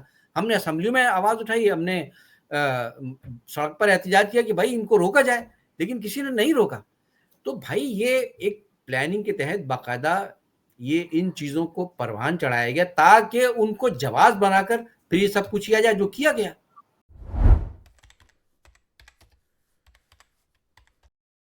اس کو جی جی این بھائی آپ کہیے. جی سوری, میں جیسے ابھی یہ آپ فرما رہے ہیں کہ ٹھیک ہے واقعات ہوئے ہیں کراچی میں گینگ کے حوالے سے, لیکن یہ صرف اسی دور میں تو نہیں ہوئے نا, یہ تو چلتے ہوئے. اگر آپ باغ رضوان سے سٹارٹ کریں, آپ جانتے ہوں گے باغ رضوان, وہاں پر میرے دوست تھے, آپ کے ایم پی اے تھے مرتضیٰ درانی مرحوم, اب تو ان کے نہیں رہے, اللہ ان کی مغفرت فرمائے. تو ہم دبئی میں ہوتے تھے, تو ان سے اچھی ہماری دوستی ہوئی, تو پھر باتیں کھلی. وہ خود بتاتے تھے کہ ہاں یار باغ رضوان میں ہمارے ٹارچر سلو ہوتے تھے, ہم تو باقاعدہ یہ کیا کرتے تھے, اور قیادت کے کہنے پہ کیا کرتے تھے, جو کہ بعد میں آپ کے ایم پی بھی بنے تھے. پھر بعد میں حقیقی میں چلے گئے, حقیقی دوبارہ واپس آ گئے, اس کے بعد خیر ڈیتھ ہو گئی. پھر یہ ریسنٹلی ابھی زیادہ پرانا نہیں ہوا ہے, بلدیہ فیکٹری کا واقعہ دیکھ لیں, جس میں کتنے مزدوروں کو جلایا گیا, زندہ جلایا گیا. تو یہ کرنے والے کون تھے؟ اس میں بھی آپ کے سارے ایکسیکٹر انچارج اور یہ سب اس میں انوالومنٹ تھی. تو وہ اگر دونوں طرف سے ہوا ہے, ایسا نہیں ہے کہ صرف ایک سائڈ کو ہم اسٹوری لیں. نہیں, میں سمجھتا ہوں, دیکھیے آپ نے جو ذکر کیا تو یہ جو حقیقی بنائی گئی, کس نے بنائی تھی حقیقی؟ ایم کیو نے بنائی تھی کیا؟ الطاف بھائی نے حقیقی بنائی تھی؟ نہیں فوج کس نے بنائی تھی؟ فوج نے بنائی. 19 جون, آج 20 جون ہے نا, کل 19 جون گزری ہے. 19 جون 1992 کو وہ کن کے ٹرکوں میں بیٹھ کر آئے تھے؟ تو یہ حقیقی 19 جون 1992 کو وجود میں نہیں آئی ہے. یہ حقیقی تو برسوں پہلے اس کی بنیاد رکھی جا چکی تھی, ان لوگوں کو خریدا جا چکا تھا, اور ان سے یہ حرکتیں کرائی, یعنی کہ ان کو لے کر بھائی تحریک کا کام ہے, آپ لوگوں تک جائیے, تحریک کی آئیڈیالوجی پہنچائیے, تحریک لوگوں کو بتائیے ہماری تحریک کا نظریہ یہ ہے, ان کو اپنی تحریک میں شامل کیجیے اور اپنی تحریک کو آگے پھیلائیے, اس کو بڑھائیے. لیکن ایک باقاعدہ ایک پلاننگ کے تحت لوگوں کو, جیسے میں نے عرض کیا نا کہ لوگوں کو خراب کرنے کے, کرپٹ کرنے کے کئی طریقے ہوتے ہیں نا, تو اس طرح سے بھی وہ تھے تو ایم کیو ایم میں, لیکن وہ کہیں اور کی لائن پر کسی اور کے بنائے ہوئے طے کیے ہوئے منصوبے کے تحت کام کر رہے تھے. 91 میں تو ٹھیک ہے نا, وہ تو پھر نکلے ہیں نا, یعنی کہ انہوں نے پھر جو بعد میں بنائی ہے, تو یہ تو بہت پہلے سے لوگوں کو خراب کرنے کا کام انہوں نے شروع کر دیا تھا, اور وہ بعد میں وہ سامنے آئے. تو اصل تو چیز یہی ہے. دیکھیں, اگر ایم کیو ایم کا, الطاف بھائی کا نظریہ, ان کی اسٹرگل اگر اسی کے لیے ہوتی جو آپ نے اشارہ دیا ہے, اگر یہی کرنا ہوتا تو الطاف بھائی پورے ملک میں باقی تمام قوموں کو جا کر یہ میسج کیوں دیتے کہ بھائی اپنے اندر سے قیادت نکالو, middle class, lower middle class کو آنا چاہیے, یہ ملک جو ہے وہ صرف 2% جاگیرداروں وڈیروں کا نہیں ہے. تو کیوں جاتے پھر پورے ملک؟ اس لیے کہ الطاف بھائی تو پورے ملک میں باقاعدہ یہ جو ایک چاہتے تھے کہ پورے ملک میں اسی طرح کی قیادتیں نکلیں, ملک کے نوجوانوں کو آگے آنا چاہیے اور وہ ملک کی قسمت بدلیں. تو اگر ایم کیو ایم کو وہ کرنا ہوتا جو مثالیں آپ نے بھی دی, جو حوالے آپ نے دیے, تو پھر ایم کیو ایم پھر کراچی میں رہتی نا. ایم کیو ایم کو پھر الطاف بھائی کو اپنا دائرہ بڑھانے کی ضرورت نہیں تھی. لیکن ایم کیو ایم کا نہ یہ مقصد تھا, نہ الطاف بھائی کا یہ درس تھا. دیکھیے, کسی بھی فرد کا کوئی غلط انفرادی عمل اس کی ذمہ دار اس کی پارٹی نہیں ہوا کرتی. پارٹی کیا کر سکتی ہے سوائے اس کے کہ جو غلط چیزوں میں ملوث ہو اس کو اپنی تحریک سے اپنے صفوں سے نکال سکتی ہے, جو شروع سے تحریک کرتی آئی ہے. الطاف بھائی نے تو یہ بھی نہیں دیکھا کہ کون کتنا پرانا ہے. جو تحریک کے اصولوں کے خلاف کام کرے گا, تحریک کے درس کے خلاف عمل کرے گا, وہ چیزیں کرے گا جس سے تحریک روک رہی ہے, تو تحریک کے پاس, الطاف بھائی کے پاس سوائے اس کے اور کیا ہے کہ اس کو تحریک سے خارج کر دیا جائے. لیکن جب کسی کو خارج کیا جاتا ہے, یعنی کہ یہ تماشا اب سے نہیں, یہ شروع سے یہ تماشا ہو رہا ہے. یہ جو حقیقی جو بنی, حقیقی میں جو لوگ تھے یہ آفاق عامر وغیرہ اور اس طرح کے لوگ, جن کو ایک طرف سے خراب, یہ جو آپ نے بتایا کہ انہوں نے فلاں جگہ یہ بنا لیا تھا, یہ کرتے تھے, تو ان کی بنیاد پر حکومت کی طرف سے یا اسٹیبلشمنٹ کی طرف سے ہوتا تھا کہ جی آپ کے لوگ فلاں فلاں یہ غلط چیزیں کر رہے ہیں تو آپ درست کریں. اچھا جی, نکالا تو لوگوں کو تحریک سے. یہ جو آفاق عامر کے ساتھ اور اس طرح کے جو لوگ گئے جو غلط چیزوں میں پڑ گئے تھے, ان کو اس بنیاد پر جب تحریک سے خارج کیا گیا تو جو اسٹیبلشمنٹ اعتراض کر رہی تھی اس نے ان سب کو گود لے لیا وہ تو خیر اور کہ وہ میں اس کو فرشتے ایسے ہو گئے. تو دیکھیں بالکل یہ طریقے ہوتے ہیں کسی بھی تحریک کو کمزور کرنے کے لیے. یہ طریقے ہوتے ہیں, پہلے کسی طرح سے ان کو خراب کریں, ان کو کرپٹ کریں, اور پھر اس کے بعد ان کی بنیاد پر تحریک کے خلاف پروپیگنڈا کریں کہ یہ تحریک جو ہے اتنی کرپٹ لوگوں کی ہے, یہ کرپشن کر رہی ہے. اور پھر جب تحریک ان لوگوں کے خلاف کارروائی کرے تو پھر وہ لوگ فرشتے ہو جاتے ہیں, تحریک بری ہو جاتی ہے.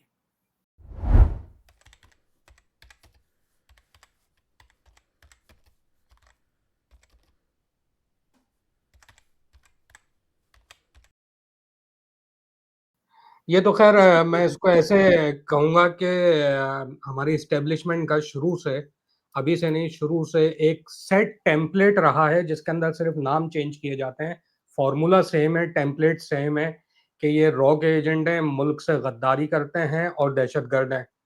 اور اس کے اندر کبھی وہ بنگالیوں کا نام ڈال دیتے ہیں, کبھی مہاجروں کا نام ڈال دیتے ہیں, اور آج کل جیسے ارے پی بھائی ٹی آئی فاطمہ پر جناح عمران کو خان نہیں کا نام بخشا ڈالا, یار, ان کا محترمہ سب فاطمہ الٹ ہے, جناح وہی کو نہیں کرتے ہیں. بخشا. تو وہ بیچاری ایک دبلی ٹیمپلیٹ ہے پتلی بیسیکلی, اور وہی دبلی چلتا ہے. پتلی, جنہوں نے سوائے نظریہ پاکستان, تحریک پاکستان اور اپنے بھائی محمد علی جناح بانی پاکستان قائد اعظم, ان کے ساتھ رات دن گزارے تحریک پاکستان کے لیے اور پاکستان کے لیے. انہوں نے جب وہ فوجی ڈکٹیٹر کی مخالفت کی تو کہہ دیا کہ انڈین ایجنٹ ہے. تو بھائی یہ شروع سے ہوتا آیا ہے کہ جس کو بھی جو بھی پالیسی کے خلاف یا آپ کی غلط کو آپ غلط کہے, صحیح کو صحیح کہے, تو اس کے اوپر ملک دشمنی کا الزام لگا دو. بھائی یہی ہوتا ہے ہمیشہ سے.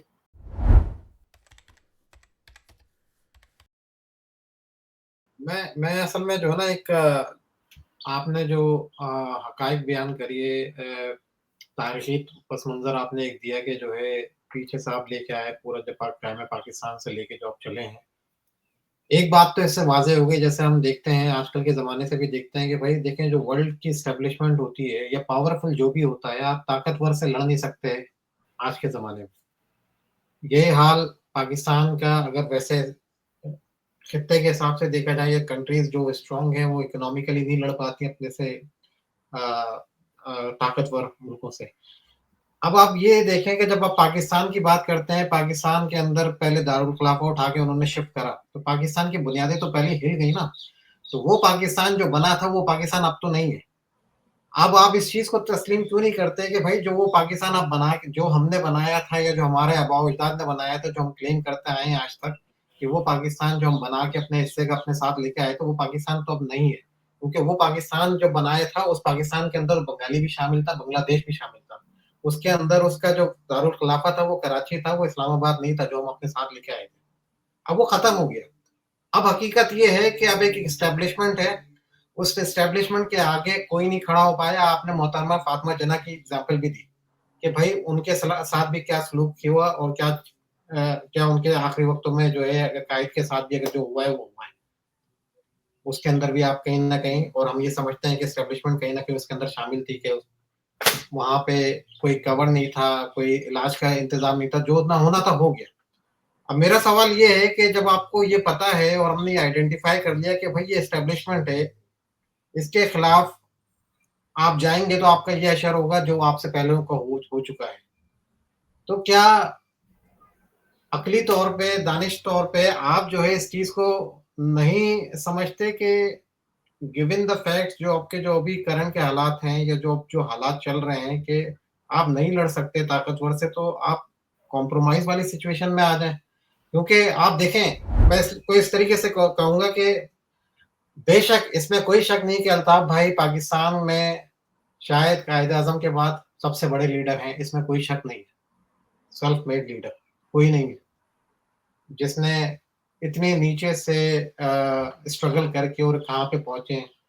ठीक है, वो बात अपनी जगह बिल्कुल सही है और वाज़ेह है, और इस चीज़ को कोई झुटला भी नहीं सकता। जो झुटलाएगा वो अपने आप से ही अपने आप को धोखा दे रहा होगा। लेकिन अवामी तौर पे पाकिस्तान में आज के दिन में इमरान खान बहुत ज़्यादा मकबूल लीडर है, और उसके पीछे जो अवाम खड़ी है वो अवाम खड़ी हुई है जो पंजाबी स्पीकिंग है, जिनको आज तक किसी से लड़वाया नहीं है। हमने कराची के अंदर देखा कि महाजरों का फसादात हुए, पंजाब सिंधियों से महाजरों को लड़वाया गया, पंजाबियों से महाजरों को लड़वाया गया, पठानों से, लेकिन पंजाबियों को किसी से नहीं लड़वाया गया। मेरे ख्याल में मैंने शायद गलत एग्जांपल दे दी, महाजरों का पंजाबियों से हुआ भी नहीं कभी कराची में।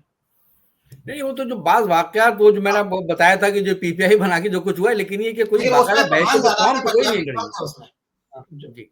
पंजाबी का लेबल लगाया गया नफरत फैलाने के लिए, लेकिन वो जो झगड़ा था वो बेसिकली पठानों के साथ कराया गया, जो मैं समझा।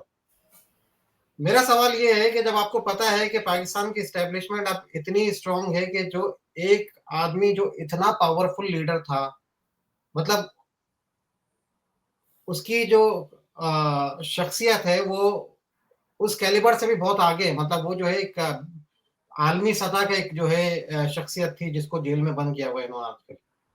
जब उसकी दाल नहीं गल रही इस ताकतवर एस्टेब्लिशमेंट के हाथों, तो हम कराची के अवाम, मतलब अब किससे सवाल करें और किसके पास अपना रोना धोना गाएं, क्योंकि हमें पता है कि मसले का हल उन्हीं के पास है जिनसे हम लेने की कोशिश कर रहे हैं बदौर जो भी। तो आप नहीं समझते कि शायद अब हमें समझ लेना चाहिए कि भाई अगर ताकत का मेंबर वही है तो हमें उन्हीं के पास जाना चाहिए और उन्हीं से कुछ ना कुछ जो है सुलह सफाई करनी चाहिए, जैसे जरदारी साहब हमेशा लेके चलते हैं एस्टेब्लिशमेंट को अपने साथ। देखिए शहरियार भाई, आप का जो ये सवाल है, मैं अर्ज करूं कि अल्ताफ भाई ने कभी भी फौज से, एस्टेब्लिशमेंट से तसादुम या महादाराई या लड़ने लड़ाने की कभी उनकी न सोच रही, न पॉलिसी रही, न उनका दर्श रहा। सर मगर सॉरी तो इंटरप्ट यू, वो बयानात तो ऐसे दे देते हैं भाई। एक नहीं, अब आप सुनिए ना, नहीं अब आपने 9-0 पे किया था कि आप वो थे हो गए, फिर आपने पाकिस्तान छोड़ने का नारा लगा दिया 22 अगस्त को। आप जब इस तरह की मैसेजिंग होगी तो आप कैसे, मैं आपको जवाब दे रहा हूँ ना। देखिए आप तो आज के बयानात का हवाला दे रहे हैं ना, मैं अर्ज कर रहा हूँ कि शुरू से अब तक का, जब 92 में जबकि मालूम था कि ये जो हकीकी है ये एजेंसियों ने बनाई है और ये जो एमक्यूएम के खिलाफ ऑपरेशन ये शुरू करने जा रहे हैं, कहा तो ये गया था कि जी लाखों अगवा भरा तावान की वारदातें करने वालों के खिलाफ होगा, लेकिन जाहिर है अल्ताफ भाई ने तो समझ लिया था कि एमक्यूएम के खिलाफ करेंगे। जो हुआ, जब 19 जून 1992 को जब ये हकीकी के लोग शहर में लाए गए तो ये मतलब वैसे नहीं है, बल्कि फौज के ट्रकों में आए थे ये लोग। तो हालांकि ये चंद लोग थे और इन्होंने एमक्यूएम के दफातर पे हमले शुरू कर दिए, एमक्यूएम के कारकुनों के घरों पे हमले किए। तो एमक्यूएम तो बहुत बड़ी जमात थी उस वक्त भी और एक बहुत बड़ी स्ट्रीट पावर थी। तो कारकुनों में बड़ा गुस्सा हुआ कि भाई ये चंद लोग हैं और ये असले की बुनियाद पर आकर ये हमला कर रहे हैं और दफातर पे कब्जा कर रहे हैं। تو अल्ताफ भाई ने लोगों को, साथियों को समझाया कि भाई आप गुस्से में मत आएं, क्योंकि ये लोग ज़ाहिर है ये हमले कर रहे हैं, तो ये नहीं है, इनके पीछे ज़ाहिर है कि ये फौज के एजेंसीज के साथ आए हैं। आप इनसे लड़ेंगे तो बेसिकली आप इनसे नहीं, आप फौज से लड़ेंगे, और हम फौज से लड़ाई नहीं चाहते। लिहाजा इन हकीकी दहशतगर्दों से लड़ने के बजाय आप रूपोशी इख्तियार कर लें, आप मंजर से हट जाइए। ये अदम तशद्दुद का, तसादुम से गुरेज का, महाजाराई से गुरेज का बहुत बड़ा सबूत है। अगर अल्ताफ भाई इस्टेब्लिशमेंट से लड़ाई मोल लेने की उनकी सोच होती है तो फिर तो वो कारकुनों से कहते हैं ना भाई ठीक है आप भी जो है जवाब दीजिए, लेकिन उन्होंने सबको कहा कि जी आप रूपोश हो जाइए, इतनी बड़ी तादाद कारकुनों की, लेकिन ये कि सबको कहा रूपोश हो जाएं, कोई महाजाराई नहीं की, बल्कि सब्र करते रहे, मार खाते रहे, कत्ल होते रहे, लेकिन कहीं कोई तसादुम की, महाजाराई की, कोई लड़ाई की कोई बात नहीं की, बल्कि जो जुल्म हो रहा था उस जुल्म को बयान किया कि भाई ये जुल्म हो रहा है कि आप लोगों को उठा के गायब कर रहे हैं, मार रहे हैं और उनकी लाशें फेंक रहे हैं, मुआसरे कर रहे हैं, ये सब गलत है। वो जुल्म को सिर्फ बयान करते रहे और इस जुल्म को बंद कराने की बातें करते रहे। इनकी हुकूमत ख़त्म हो गई, बेनज़ीर की हुकूमत आई 93 में, फिर भी वो ऑपरेशन न सिर्फ जारी रहा बल्कि ऑपरेशन बहुत शिद्दत इख्तियार कर गया। फिर तो उन्होंने पुलिस मुकाबलों के नाम पर कत्ल, किस बुरी पैमाने पर हज़ारों हमारे कारकुनों को उठा के जाली पुलिस मुकाबलों के नाम पर उन्होंने शहीद किया। तो हमने तो अल्ताफ भाई ने तो कहीं तसादुम की या इस्टेब्लिशमेंट से फौज से लड़ाई की बात नहीं की, सब्र करते रहे और कारकुनों को भी सब्र करने का दर्ज दिया। जब 1999 में नवाज शरीफ की हुकूमत में भी ज़ाहिर है हमारे खिलाफ ऑपरेशन चल ही रहा था, इन्होंने गवर्नरात लगा दिया था, ऑपरेशन कर रहे थे हमारे खिलाफ। उस दौर में भी नवाज शरीफ की हुकूमत ख़त्म होती है 99 में, परवेज़ मुशर्रफ साहब टेक ओवर करते हैं और फिर उनकी बनाई हुई जो मुस्लिम लीग काफ थी, इलेक्शन होते हैं 2002 में, एमक्यूएम उस इलेक्शन में हिस्सा लेती है और फिर उनके साथ अलायंस होता है एमक्यूएम का। वो बज़ाहिर तो मुस्लिम लीग काफ थी, लेकिन हुकूमत तो मुशर्रफ साहब की थी बेसिकली, और मुशर्रफ साहब कौन थे? चीफ ऑफ आर्मी स्टाफ थे, फौज की एक तरह से हुकूमत थी। तो एमक्यूएम ने हाथ मिलाया और एक बेहतर बहरल माहौल हुआ। हालांकि उस पर भी लोग ताने देते हैं कि जी आपने तो जो है मुशर्रफ का साथ दिया। तो ये जो साथ देना था, ये जो मुस्लिम लीग काफ से जो अलायंस हुआ और इन अ वे इस्टेब्लिशमेंट के साथ एक बेहतर ताल्लुक हुआ, तो ये चीज़ इस बात का ही सबूत है ना कि हम इस्टेब्लिशमेंट से, अल्ताफ भाई इस्टेब्लिशमेंट से लड़ाई की पॉलिसी नहीं है। ये बात जब आप सोच सकते हैं तो अल्ताफ भाई जैसा लीडर इस हकीकत को नहीं समझता होगा कि भाई पाकिस्तान की असल ताकत है कौन, ठीक है ना। तो को भी कई अल्ताफ भाई ने लड़ाई की, उसकी कोई बात नहीं की, लेकिन यह है कि हमारे ही खिलाफ, चूंकि वही वाली बात है कि एमक्यूएम जैसी जमात जो है वो एक हल्का इस्टेब्लिशमेंट में हमेशा से रहा है। वो कहता है भाई खत्म करो इनको, ये इतना बड़ा शहर जो आपने इनके हवाले कर दिया है, खत्म करो इनको। तो लिहाजा ये कि एक एलिमेंट वो हमेशा से ये रहा है कि जी इनको खत्म होना चाहिए, लिहाजा साजिशें की जाती रही हैं एमक्यूएम को तोड़ने की, सब कुछ। तो जो कुछ ये हकीकी बनाई, फिर उसके बाद पीएसपी बना दी, ये फिर 22 अगस्त के बाद ये जो फारूक सत्तार और खालिद मकबूल, इनको जमा करके जो एक और जाली एमक्यूएम बनाई इन्होंने, और एमक्यूएम के खिलाफ एक 22 अगस्त 2016 से फिर एक और खुल के एक दूसरा ऑपरेशन के 90 सील कर दिया, आग लगा दी, बिल्डोज कर दिया उसको 2016। बल्कि उससे पहले भी आप चले जाइए ना, क्या कोई एक वाकया बता सकते हैं कि एमक्यूएम ने फौज पे कोई हमला किया हो, किसी फौजी को मारा हो? کوئی یہ اس سے پہلے، حالانکہ آپریشن تو مسلسل ہوتا رہا ہے، اور 22 اگست 2016 کے بعد بھی، جبکہ اتنا سخت کہ ایم کیو ایم کے مرکز 90 کو سیل کر دیا، سب تباہ کر دیا، آگ لگا دی 90 کو، اور پھر اس کے بعد حالانکہ وہ سیل تھا، پھر اس کے بعد اس کو بلڈوز کر دیا، ایم کیو ایم کے سارے دفاتر سیل، سب کچھ بند، ایم کیو ایم پر پابندی بالکل مکمل طور پر. لیکن کیا اس سب کے باوجود کیا کوئی ایک بھی واقعہ ایسا ہے کہ ایم کیو ایم نے فوج سے لڑائی کی ہو؟ یعنی کہ فوج پہ یا رینجرز پہ یا کسی بھی سیکورٹی فورسز پہ ایم کیو ایم نے کوئی حملہ کیا ہو، کوئی ان سے لڑائی کی ہو؟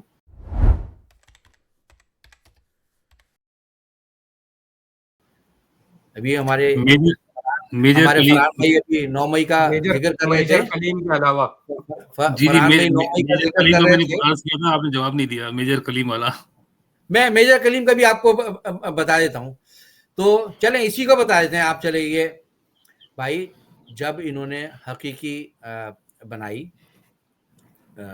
یہ جب ان لوگوں کو نکالا گیا پارٹی سے اور فوج نے حقیقی بنا لی، تو انہوں نے تو جا کر فوج کو کیا کیا کہانیاں سنائی ہوں گی کہ بھائی ہمارے ساتھ تو اتنے لوگ ہیں، جیسے ہی ہم جائیں گے ایک دم وہاں پہ انقلاب آ جائے گا اور سارے مہاجر جو ہیں وہ ان کی حمایت میں باہر نکل آئیں گے. تو کیا کیا گیا؟ لانڈھی میں ایم کیو ایم کا بڑا ایک مضبوط آفس تھا، اور آفاق کا تعلق بھی لانڈھی سے تھا، اور ان کے ساتھ جو لوگ گئے تھے زیادہ تر ان کا تعلق بھی لانڈھی سے ہی تھا. جو مین جو سازشوں کا گڑھ بھی بنا تھا لانڈھی ہی تھا. اور انہوں نے شاید فوج کو یہ تصویر دکھائی تھی کہ یہاں تو ایسا ہے کہ جتنے بھی لوگ جیسے ہم جائیں گے ایک دم انقلاب آ جائے گا لانڈھی میں. تو باقاعدہ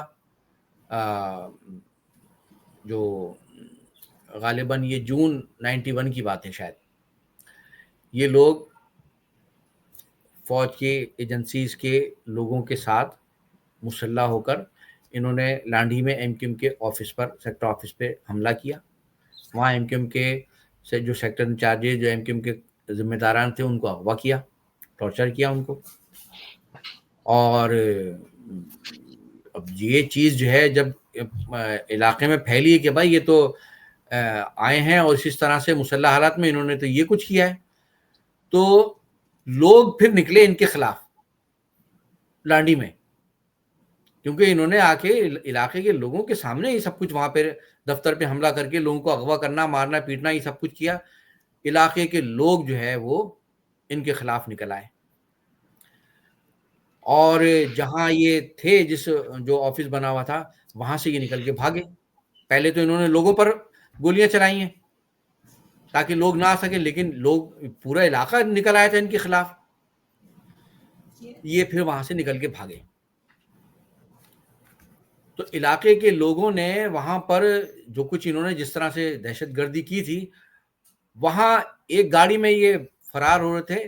وہاں لوگوں نے جب گاڑی کی تلاشی لی تو اس گاڑی میں یہ حقیقی کا ایک تھا، ایک زبیر غالباً یا کوئی نام تھا اس کا، تو کوئی اہم تھا. وہ اس گاڑی میں لوگوں نے گاڑی کو روک لیا تھا اور پکڑا، تو ان کے ساتھ جو ہے وہ 3-4 لوگ اور لوگ تھے. تو لوگوں نے، اور اس گاڑی سے اسلحہ نکلا، تو لوگوں نے ان کو پکڑ لیا اور پکڑ کے پھر گاڑی سے اتار کے اور کسی مکان میں لے آ کے ان سے پوچھا بھائی کون لوگ ہیں آپ؟ مطلب جو حقیقی کے لوگ تھے تو ان کو تو علاقے کے لوگ جانتے تھے، لیکن جو نئے لوگ ان کے ساتھ تھے اور ان کے پاس اسلحہ تھا، تو لوگوں نے پوچھا ان سے کہ بھائی آپ لوگ کون ہیں؟ تو پہلے تو وہ ادھر ادھر کی آئیں بائیں شائع کرتے رہے، کہہ رہے نہیں اصل میں یہ لوگ یہاں سے نکلنا چاہ رہے تھے، تو ہم نے کہا کہ چلو ہم ان کو نکال کے یہاں سے لے جائیں. تو پوچھا کہ بھائی آپ کون ہیں؟ جب ان کی تلاشی لی، کیونکہ ان کے پاس ہتھیار تھے، جب ان کی تلاشی لی تو ان کے پاس سے جو کارڈ نکلے وہ تھے فوج کے. ان میں ایک جو صاحب تھے ان کا کارڈ نکلا، وہ میجر تھے، کلیم نام تھا ان کا. اور بھی جو ان کے لوگ، ان کے جو ساتھ میں اور تھے، ان کے پاس بھی ظاہر ہے جو کارڈ نکلے وہ فوج کے لوگ تھے. तो ये सब सिविल में थे, हैं? ये सब सिविल में थे। जी, सिविल में थे ये। तो अब जब ये हुआ तो इलाके के लोगों ने बताया, एमक्यूएम के लोगों को, रहनुमाओं को, इलाके के लोग थे कि भाई ये लोग जो इनके साथ ये जो इनको बचा के लेके जा रहे थे, इनके पास से जो कार्ड निकले ये तो फौज के लोग हैं। तो एमक्यूएम के मरकज में, सेक्टर्स के लोगों ने मरकज में बताया कि भाई यहाँ इस तरह से मामला हुआ और ये तो जो लोग इनके साथ जो इनको लेके जा रहे थे तो ये तो मुसल्लह लोग, और ये तो इनके पास से जो कार्ड निकले ये तो फौज के लोग हैं। उस वक्त अल्ताफ भाई अब्बासी शहीद अस्पताल में मतलब बीमार थे, अब्बासी शहीद अस्पताल में एडमिट थे, कई रोज से एडमिट थे अल्ताफ भाई वहाँ। तो जब इल्म में आया अल्ताफ भाई के तो कि भाई ये तो और जो कुछ हुआ था इलांडी में, इलाके के लोग बड़े गुस्से में थे। तो अब जब ये पता चला कि भाई तो फौज के लोग हैं, तो फिर वहाँ से अल्ताफ भाई ने खुद बीमारी की हालत में प्राइम मिनिस्टर से बात की कि भाई यहाँ पे देखें ये मामला हुआ है और इस तरह से ये जो हकीकी लोग जिनको हमने निकाला है और ये क्रिमिनल लोग, इन्होंने आके यहाँ दफ्तर पे हमला किया था, हमारे लोगों को अगवा किया था, इनके साथ तो ये लोग जो थे उनके ये नाम है और ये उनके कार्ड निकले उनके पास से। वज़ीर आज़म साहब भी सटपटा गए कि भाई ये क्या हुआ है। वज़ीर आज़म साहब ने आर्मी चीफ को बताया, वो कह रहे हैं कि जी आप वज़ीर आज़म ने कहा कि जी वज़ीर दाखिला से बात करें। अल्ताफ भाई ने वज़ीर दाखिला से बात की, वज़ीर दाखिला थे चौधरी शुजात हुसैन साहब। तो जब उनको बताया तो अब उनकी समझ में नहीं आ रहा है क्या करें। वो कह रहे हैं वज़ीर आज़म साहब से बात करें, वज़ीर आज़म कह रहे हैं कि नहीं आप वज़ीर दाखिला से बात करें। अच्छा जी, बड़ी परेशानी कि भाई क्या किया जाए। तो फिर बाद में फिर उन्होंने कहा कि जी वज़ीर आला से बात करें। आर्मी चीफ को बताया कि भाई ये मामला है, ये क्या है, इसको आप लोग देखिए। उन्होंने कहा कि जी वज़ीर आला साहब से बात करें। वज़ीर आला थे जाम सादिक मरहूम। तो फिर उन्होंने कहा अच्छा जी ऊपर से बात करते हैं, किसी की समझ में नहीं आ रहा है क्या करें, क्योंकि ऐसी चीज़ जो है वो सामने आई। क्योंकि और उससे पहले अल्ताफ भाई मुसलसल ये चीज़ कह रहे थे कि भाई एजेंसियां जो हैं इनके पीछे हैं, हकीकी के पीछे, तो सब कोई मानने के लिए तैयार नहीं था और ये मामला आ गया सामने। तो फिर बिलाखिर वो वज़ीर आला साहब ने कहा कि जी ऐसा है कि पुलिस की गाड़ियां हम भेज रहे हैं तो आप इनको इलाके के ये पुलिस के हवाले कर दें। तो इलाके की जब पुलिस आई उनको पुलिस के हवाले कर दिया गया, थाने गए और फिर वो चले गए। अब बाद में पता चला भाई ये तो एक तो उसमें से मेजर है, एक और दूसरे फला उनके ये कार्ड निकले। तो अब इस पर जो है क्या किया कि वो एमक्यूएम के खिलाफ जो है वो एमक्यूएम पे इल्ज़ाम लगा दिया कि जी एमक्यूएम ने मेजर कलीम को अगवा किया और उन पर तशद्दुद किया। अब सोचने की बात यह है कि क्या एमक्यूएम के लोगों ने किसी आर्मी की छावनी पे हमला किया था क्या, और वहाँ से किसी फौज के अफसर को अगवा किया था जो ये इल्ज़ाम लगाया गया। वो तो जो जिस तरह से वो इलाकों के लोगों ने पकड़ा उनको, लेकिन मसला ये है कि ये जो इलाके के लोगों ने पकड़ा और उसमें वो मेजर साहब निकल आए और उनके साथ दूसरे अफसर, तो ये उनकी बेसिकली बहुत बड़ी सुबकी हुई कि भाई ये क्या हुआ। वो तो छुपकर उनकी सरपरस्ती कर रहे थे हकीकी की, लेकिन ये चीज़ जो है वो सबूत के साथ सामने आ गई कि असला भी ये दे रहे हैं और अपनी गाड़ी में लेकर भी आए, लेकर भी जा रहे हैं उनके साथ, और इनके कार्ड निकले। तो क्या हुआ कि वो इल्ज़ाम लगा दिया गया एमक्यूएम पे, पूरी लीडरशिप पे लगा दिया कि जी इन्होंने सबने किया। और अल्ताफ भाई को तो बिल्कुल पता नहीं, बेचारे तो हॉस्पिटल में बीमार वहाँ अब्बासी में। तो केस बना दिया गया, मेजर कलीम को जी अगवा किया, उन पर तशद्दुद किया। और जब ऑपरेशन शुरू हुआ तो उस वक्त जो इस पर फिर खुसूसी अदालत से सजा दिला दी गई एमक्यूएम के लोगों को, लेकिन हाई कोर्ट में गया, एमक्यूएम के लोग बरी हुए क्योंकि गलत वो झूठ के ऊपर था। तो कोई ऐसा नहीं था, वो वाकया मैंने आपको बताया बिल्कुल इस तरह से था। तो भाई अल्ताफ भाई की कोई पॉलिसी नहीं थी ना है। उन्होंने हाँ जुल्म को जुल्म जरूर कहा कि भाई ये जुल्म हो रहा है,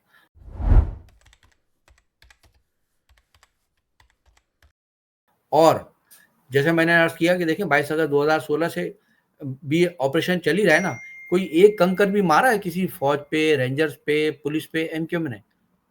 تو اگر یہ پالیسی ہوتی الطاف بھائی کی کہ فوج سے لڑائی کرو تو پھر مار کھا رہے ہوتے. الفاظوں کے نشتر تو برساتے رہتے ہیں ان کے اوپر. دیکھیں اب یہ مسئلہ یہ ہے سارا کہ ہمارے ہاں سب سے برا آدمی وہ ہے جو ظلم کو ظلم کہتا ہے, جو ہتھیار اٹھا لیتا ہے. یعنی کہ ابھی آپ کہہ رہے تھے نا 9 مئی کا بڑا ان کے ساتھ بڑا ظلم ہوا, تو یار ایم کیو ایم نے تو جی ایچ کیو پہ حملہ نہیں کیا 9 مئی کو. ایم کیو ایم نے تو لاہور کے کور کمانڈر کے گھر پر حملہ نہیں کیا, اس کے گھر کو تو ہم نے ایم کیو ایم نے تو نہیں لگائی.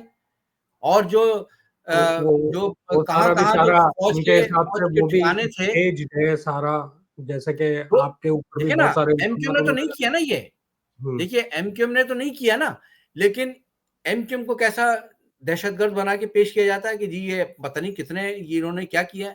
لیکن جو کچھ سامنے ہوا اس پر جو ہے وہ کہتے ہیں کہ جی یہ تو بہت اچھے لوگ ہیں.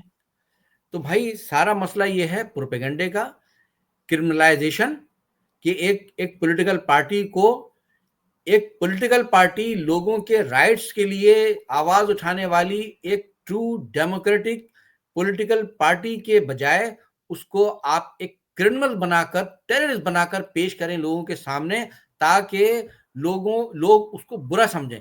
یعنی کہ اب بھی وہی پالیسی ہے, کوئی بھی کرمنل گرفتار ہو جو اس کا تعلق ایم کیو ایم سے کہیں سے بھی نہ ہو, جی ایم کیو ایم لندن کا دہشت گرد پکڑ لیا ہے. بھائی کیا ہے بھائی, ہر آدمی جس کو بھی پکڑا جائے وہ ایم کیو ایم میں ڈال دیا جاتا ہے. وہ پی ایس پی میں رہ کر کرمنل ایکٹیویٹی کر رہا ہو, لیکن اگر وہ اس کو کسی بھی بنیاد پہ اگر پکڑا جائے تو کہتے ہیں ایم کیو ایم لندن کا دہشت گرد پکڑ لیا ہے. تو یہ پروپیگنڈے ہیں. یہ چیزیں اب لوگوں کو سمجھ میں آ رہی ہیں, اسپیشلی آفٹر 9 میں لوگوں کو جب یہ پنجاب میں پنجابیوں کے ساتھ ہونا شروع ہوا ہے تو اب چیزیں ان کو سمجھ میں آ رہی ہیں. بہت سوشل میڈیا پہ پنجابی کافی ویڈیو ڈال رہے ہوتے ہیں الطاف بھائی کے کلپس نکال کے پرانے, اور کہتے ہیں بندہ صحیح کہتا تھا, اس وقت ہم سمجھے نہیں. تو جب الطاف بھائی کہتے تھے کہ بھائی ہمارے ساتھ یہ ظلم ہو رہا ہے, یہ ایجنسیز کے لوگ یا فوج کے لوگ کر رہے ہیں, یہ غلط ہو رہا ہے, تو کہتے تھے کہ یہ ملک دشمن ہے, یہ فوج کے خلاف بات کرتے ہیں. تو بھائی اگر مطلب دیکھیں کیا یہ انہی چند برسوں میں کیا یہ نہیں ہوا, مثال کے طور پر وہ ایک جنرل صاحب ہیں جن کو آئی ایس آئی کے سابق سربراہ ہیں جنرل فیض حمید صاحب, ٹھیک ہے, ان کو ڈیٹین کیا ہوا ہے, ان پہ کیسز چل رہا ہے, کیا ہے ہمیں اس کی تفصیل نہیں پتا. تو اور کہا تو یہ بھی جاتا ہے کہ جی 9 مئی کو جو کچھ ہوا وہ ساری انہوں نے پلاننگ کی اور یہ تھے پیچھے, اور نہ جانے کیا کچھ کہا جاتا ہے. ٹھیک ہے, اگر انہوں نے یا ان کے کسی فرد نے, ان کے کسی مطلب جونیئر نے یا کسی نے بھی اگر کوئی غلط کام کیا ہے, تو کیا اس کی بنیاد پر آپ پوری فوج کو برا کہہ سکتے ہیں؟ نہیں, بالکل نہیں. ٹھیک ہے, تو اگر ایم کیو ایم کے کسی کارکن نے اگر کہیں کوئی غلط عمل کیا ہے, کہ کوئی کرمنل ایکٹیویٹی کی ہے, تو کیا آپ اس کی بنیاد پر پوری ایم کیو ایم کو دہشت گرد کہیں گے؟ کیا یہ درست ہے؟ کیا اس کی بنیاد پر آپ پوری ایم کیو ایم کو, جو اتنی کروڑوں لوگوں کا مینڈیٹ رکھنے والی ہے, کروڑوں لوگوں کی نمائندگی کرنے والی ہے, بار بار وہ ثابت کر چکی ہے کہ وہ ایک ڈیموکریٹک پولیٹیکل پارٹی ہے جو پرامن طریقے سے اپنی جدوجہد کر رہی ہے, جس کا لیڈر جو ہے وہ اس کا دامن صاف ہے, آپ پورا لشکر کشی کر کے اس کو ختم کرنے کے لیے آپ پوری ریاست چڑھ دوڑے اس کے اوپر, کیا یہ صحیح ہے؟ تو لوگ انفرادی طور پر غلط ہوتے ہیں, اور کوئی بھی فرد, یار یہ تو میں نے آپ سے بھی کہا نا کہ الطاف بھائی جیسا تو کوئی لیڈر نہیں جو کھل کے کہے کہ میری پارٹی کے فلاں لوگ جو ہے وہ ان غلط کاریوں میں پڑ گئے ہیں, ان برائیوں میں پڑ گئے, ان کو تحریک سے خارج کیا جاتا ہے. کیا کسی میں ہمت ہے؟ کیا زرداری کہ یہ ہمت ہے کہ وہ کھل کے کہے کہ میری پوری پارٹی جو ہے وہ کرپشن کی دلدل میں نیچے سے لے کر پوری اس کا رواں کرپشن میں ہے دھسا ہوا. زرداری میں یہ ہمت ہے کیا؟ نواز شریف میں یہ ہمت ہے کیا؟ پاکستان کی تمام پولیٹیکل پارٹیز وہ فرشتوں کی پارٹیاں ہیں، ان میں لوگ جو ہے وہ غلط عمل نہیں کرتے، لیکن ان کو نہیں کہا جاتا، اس لیے کہ ہمارے ہاں سوائے ایم کیو ایم کے تمام کی تمام پولیٹیکل پارٹیز جو ہیں وہ اسٹیبلشمنٹ کی بنائی گئی. اس پہ آپ چاہیں تو الگ پروگرام رکھ لیجیے گا. ہاں نہیں بالکل سر کریں گے، اور 2 گھنٹے ہو رہے ہیں سر، اب ہم اس کو ریپ اپ کرتے ہیں. میں آخری 2 سوال آپ سے کروں گا، مختصر سا آپ جواب دے دیں.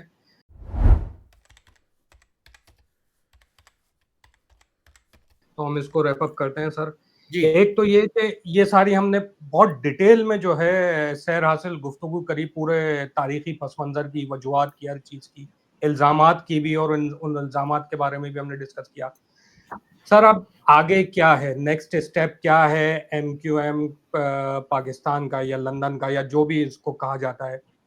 الطاف بھائی اس کو کیسے دیکھتے ہیں؟ What is next step? ایک سوال دوسرا اس کے ساتھ ہی جوڑ لیں، ساتھ دے دیے گا جواب، کہ الطاف بھائی کا بھی ایک لیٹسٹ بیان آیا ہے ایران اور اسرائیل کی اس جنگ کے متعلق، اس میں پاکستان کے رول کے متعلق انہوں نے ایک بیان دیا ہے کہ پاکستان کو اس میں پارٹنر نہیں بننا چاہیے پاکستان کی خاطر.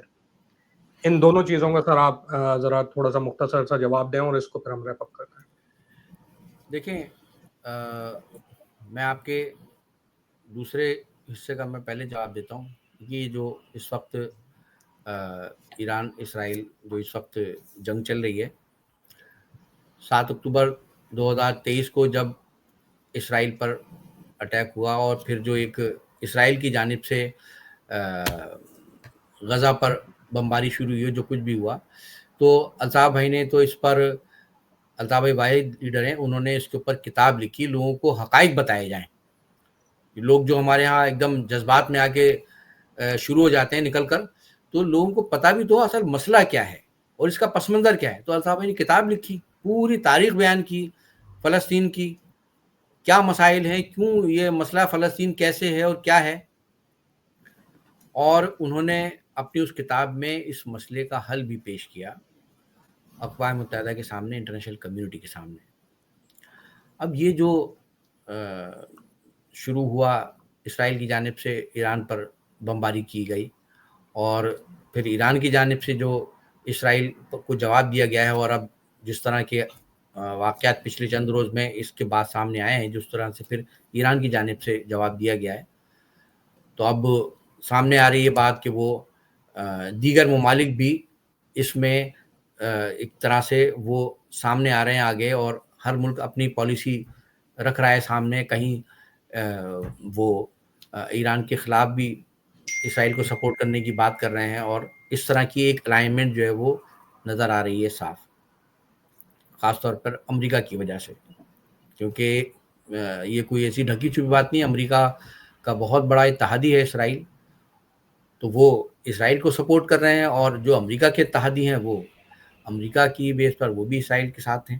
بہرحال اس ضمن میں الطاف بھائی نے جو ایک بات کی، جو بھی الطاف بھائی کا ویڈیو لاگ بھی آیا، اس میں انہوں نے یہ جو ہمارے army chief field marshal general Asim Munir صاحب جو گئے وہاں، ان کی جو ملاقات ہوئی پریزیڈنٹ ٹرمپ سے، تو اب جس طرح کے خطے میں حالات بن رہے ہیں، تو سبھی لوگ دیکھ کر اس خدشے کا اظہار کر رہے ہیں کہ کہیں یہ پھر کوئی تیسری عالمی جنگ کی طرف تو نہیں جا رہے ہیں ہم، کیونکہ ایک طرف رشیا اور چائنا، وہ بھی ایک بہرحال خطے کی بہت بڑی طاقت ہیں. رشیا آج بھی بہرحال ایک پاور ہے، چائنا بھی ایک بہت بڑی پاور ہے، وہ امریکہ کی مخالف سمت میں ہیں. تو ایک اس خطے میں ایک سمجھ لیجیے کہ ایک بڑی ایک جنگ کا ماحول بن رہا ہے.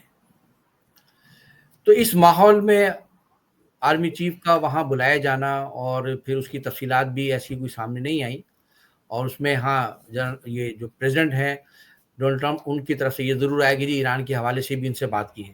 تو سب کے اپنے اپنے خدشات ہیں, اپنے تجزیے ہیں. تو الطاف بھائی نے ایک تاریخی تناظر میں کہ دیکھیے 70 کی دہائی میں امریکہ اور سوویت یونین کے درمیان جو سرد جنگ جاری تھی, افغانستان میں جب ایک کمیونسٹ انقلاب آیا تو اس کو روکنے کے لیے وہ افغانستان ایک باقاعدہ جنگ کا میدان بنا. رشیا کو, سوویت یونین کو روکنے کے لیے امریکہ, پورا ویسٹ, مڈل ایسٹ, وہ بھی ان کے ساتھ ہوئے. لیکن اس امریکہ اور سوویت یونین کی اس جنگ میں فرنٹ لائن اسٹیٹ جو ہے وہ بنا پاکستان. اس وقت کی جو فوجی قیادت تھی جنرل ضیاء الحق صاحب, اور اس وقت کی پوری ملٹری لیڈرشپ نے فیصلہ کیا کہ وہ سوویت یونین کے خلاف اس امریکہ کی اس جنگ کا حصہ بنے.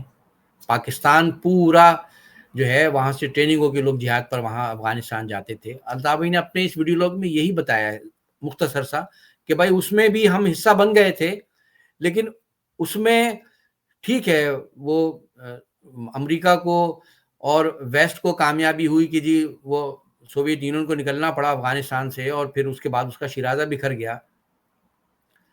تو وہ تو اپنا کام کر کے چلے گئے نا, پورا امریکہ بھی ویسٹ بھی سب چلے گیا اپنا دامن جھاڑ کے. اس کا سب سے زیادہ نقصان تو یا تو افغانستان کو ہوا ہے یا پاکستان کو ہوا ہے. افغانستان کھڑر بن گیا, وہ غاروں کے دور میں ان کو پہنچا دیا گیا, پورا افغانستان تباہ کر دیا گیا. اور پاکستان میں جو الطاف بھائی نے اپنی ویڈیو لاگ میں بھی ذکر کیا کہ بھائی پاکستان میں کلاشنکوف کلچر آیا, منشیات آئی, اور یہ جو جہادی تنظیمیں بنی ہیں جنہوں نے پھر اپنے ہی وہ مونسٹر جو بنے اپنے آپ کو ہی کھانا شروع کر دیا ملک میں جو کچھ ہوا ہے. تو یہ اسی وقت کی پالیسیوں کا نتیجہ ہے نا جو ہم بھگت رہے ہیں اب تک.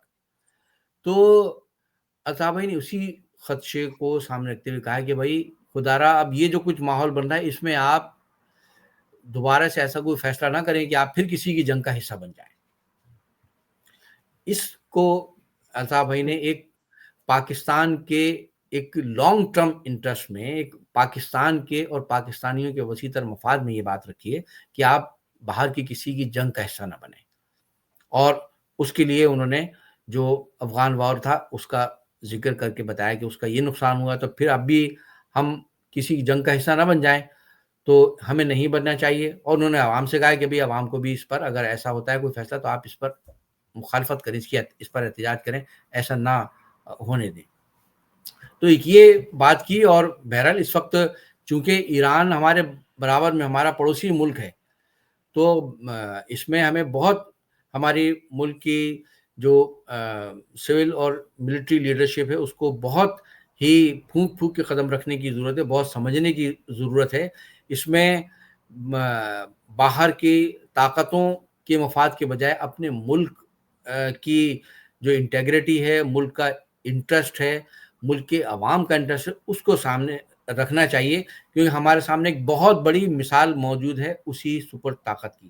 تو یہ بھائی نے کہا ہے تو اس میں میں سمجھتا ہوں غور کرنا چاہیے سب کو. اب جو آپ کا ایک ایڈ کروں گا, یہ بالکل صحیح ہے الطاف بھائی کی بات. اس کی وجہ یہ ہے کہ وہ بھی دیکھ رہے ہیں کہ عالمی حالات کس طرف جا رہے ہیں. اسرائیل کے چاروں طرف جو ہے اسلامی ممالک اور عرب کے اندر وہ اسرائیل ہے. جب عرب خود ہی نہیں کھڑا ہو رہا تو پاکستان کو نہیں کیڑا کاٹنا چاہیے. وہ بالکل بات صحیح ہے اپنی جگہ. بھائی پاکستان کو اپنا مفاد دیکھنا چاہیے, جو ہر آدمی ہر سارے ملک دیکھ رہے ہیں. سب کوئی اس کو جہاد کے طریقے سے لے نہیں رہا جس طرح پاکستانیوں کے جذبات بھڑکانے کی کوشش کی جا رہی ہے. تو یہ اسی لیے بھائی نے ایک پاکستان کے اور پاکستان کے عوام کے ایک وسیع تر مفاد کے لیے انہوں نے یہ بات رکھی ہے. تو یہ ہے تو اس میں سب کو سوچنا چاہیے. اب دوسری بات پہلے رکھا ہے, بالکل صحیح ہے. دیکھیں نا پاکستان کے مفاد کی بات کی ہے نا انہوں نے. تو یہ بہرحال اب اس اگر ہمارے ملک کی اسٹیبلشمنٹ اگر کچھ اور سوچ رہی ہے, الطاف بھائی نے پاکستان اور پاکستانیوں کے مفاد کی بات کی ہے, تو وہ کہیں گے یار یہ تو آدمی جو ہے وہ خراب ہے, اس کو تو ہٹاؤ راستے سے. یہی اصل میں ہے سارا جو مسئلہ کہ جو آپریشن اور الطاف بھائی کو جو مائنس کر دینا اور سیاسی منظر سے ہٹا دینا, ان کی تحریک کو ٹکڑ ٹکڑ میں کر دینا, وجہ یہی ہے. یا تو آپ مطلب ان کے इशारों पर जो है वो चलें, अपने उसूलों की बात ना करें, आवाम की बात ना करें, अपनी कौम के हुकूक की बात ना करें, तो फिर आप सही हैं। फिर वो बन जाएं, पीएसपी बन जाए, हकीकी बन जाए, एमक्यूएम पाकिस्तान बन जाए। फिर तो चंद लोगों के पास वजारतें हैं, वो मजे कर रहे हैं, बाकी कौम जाए भाड़ में। तो कौम को भाड़ में तो पहुंचा दिया इन कमबख्तों ने।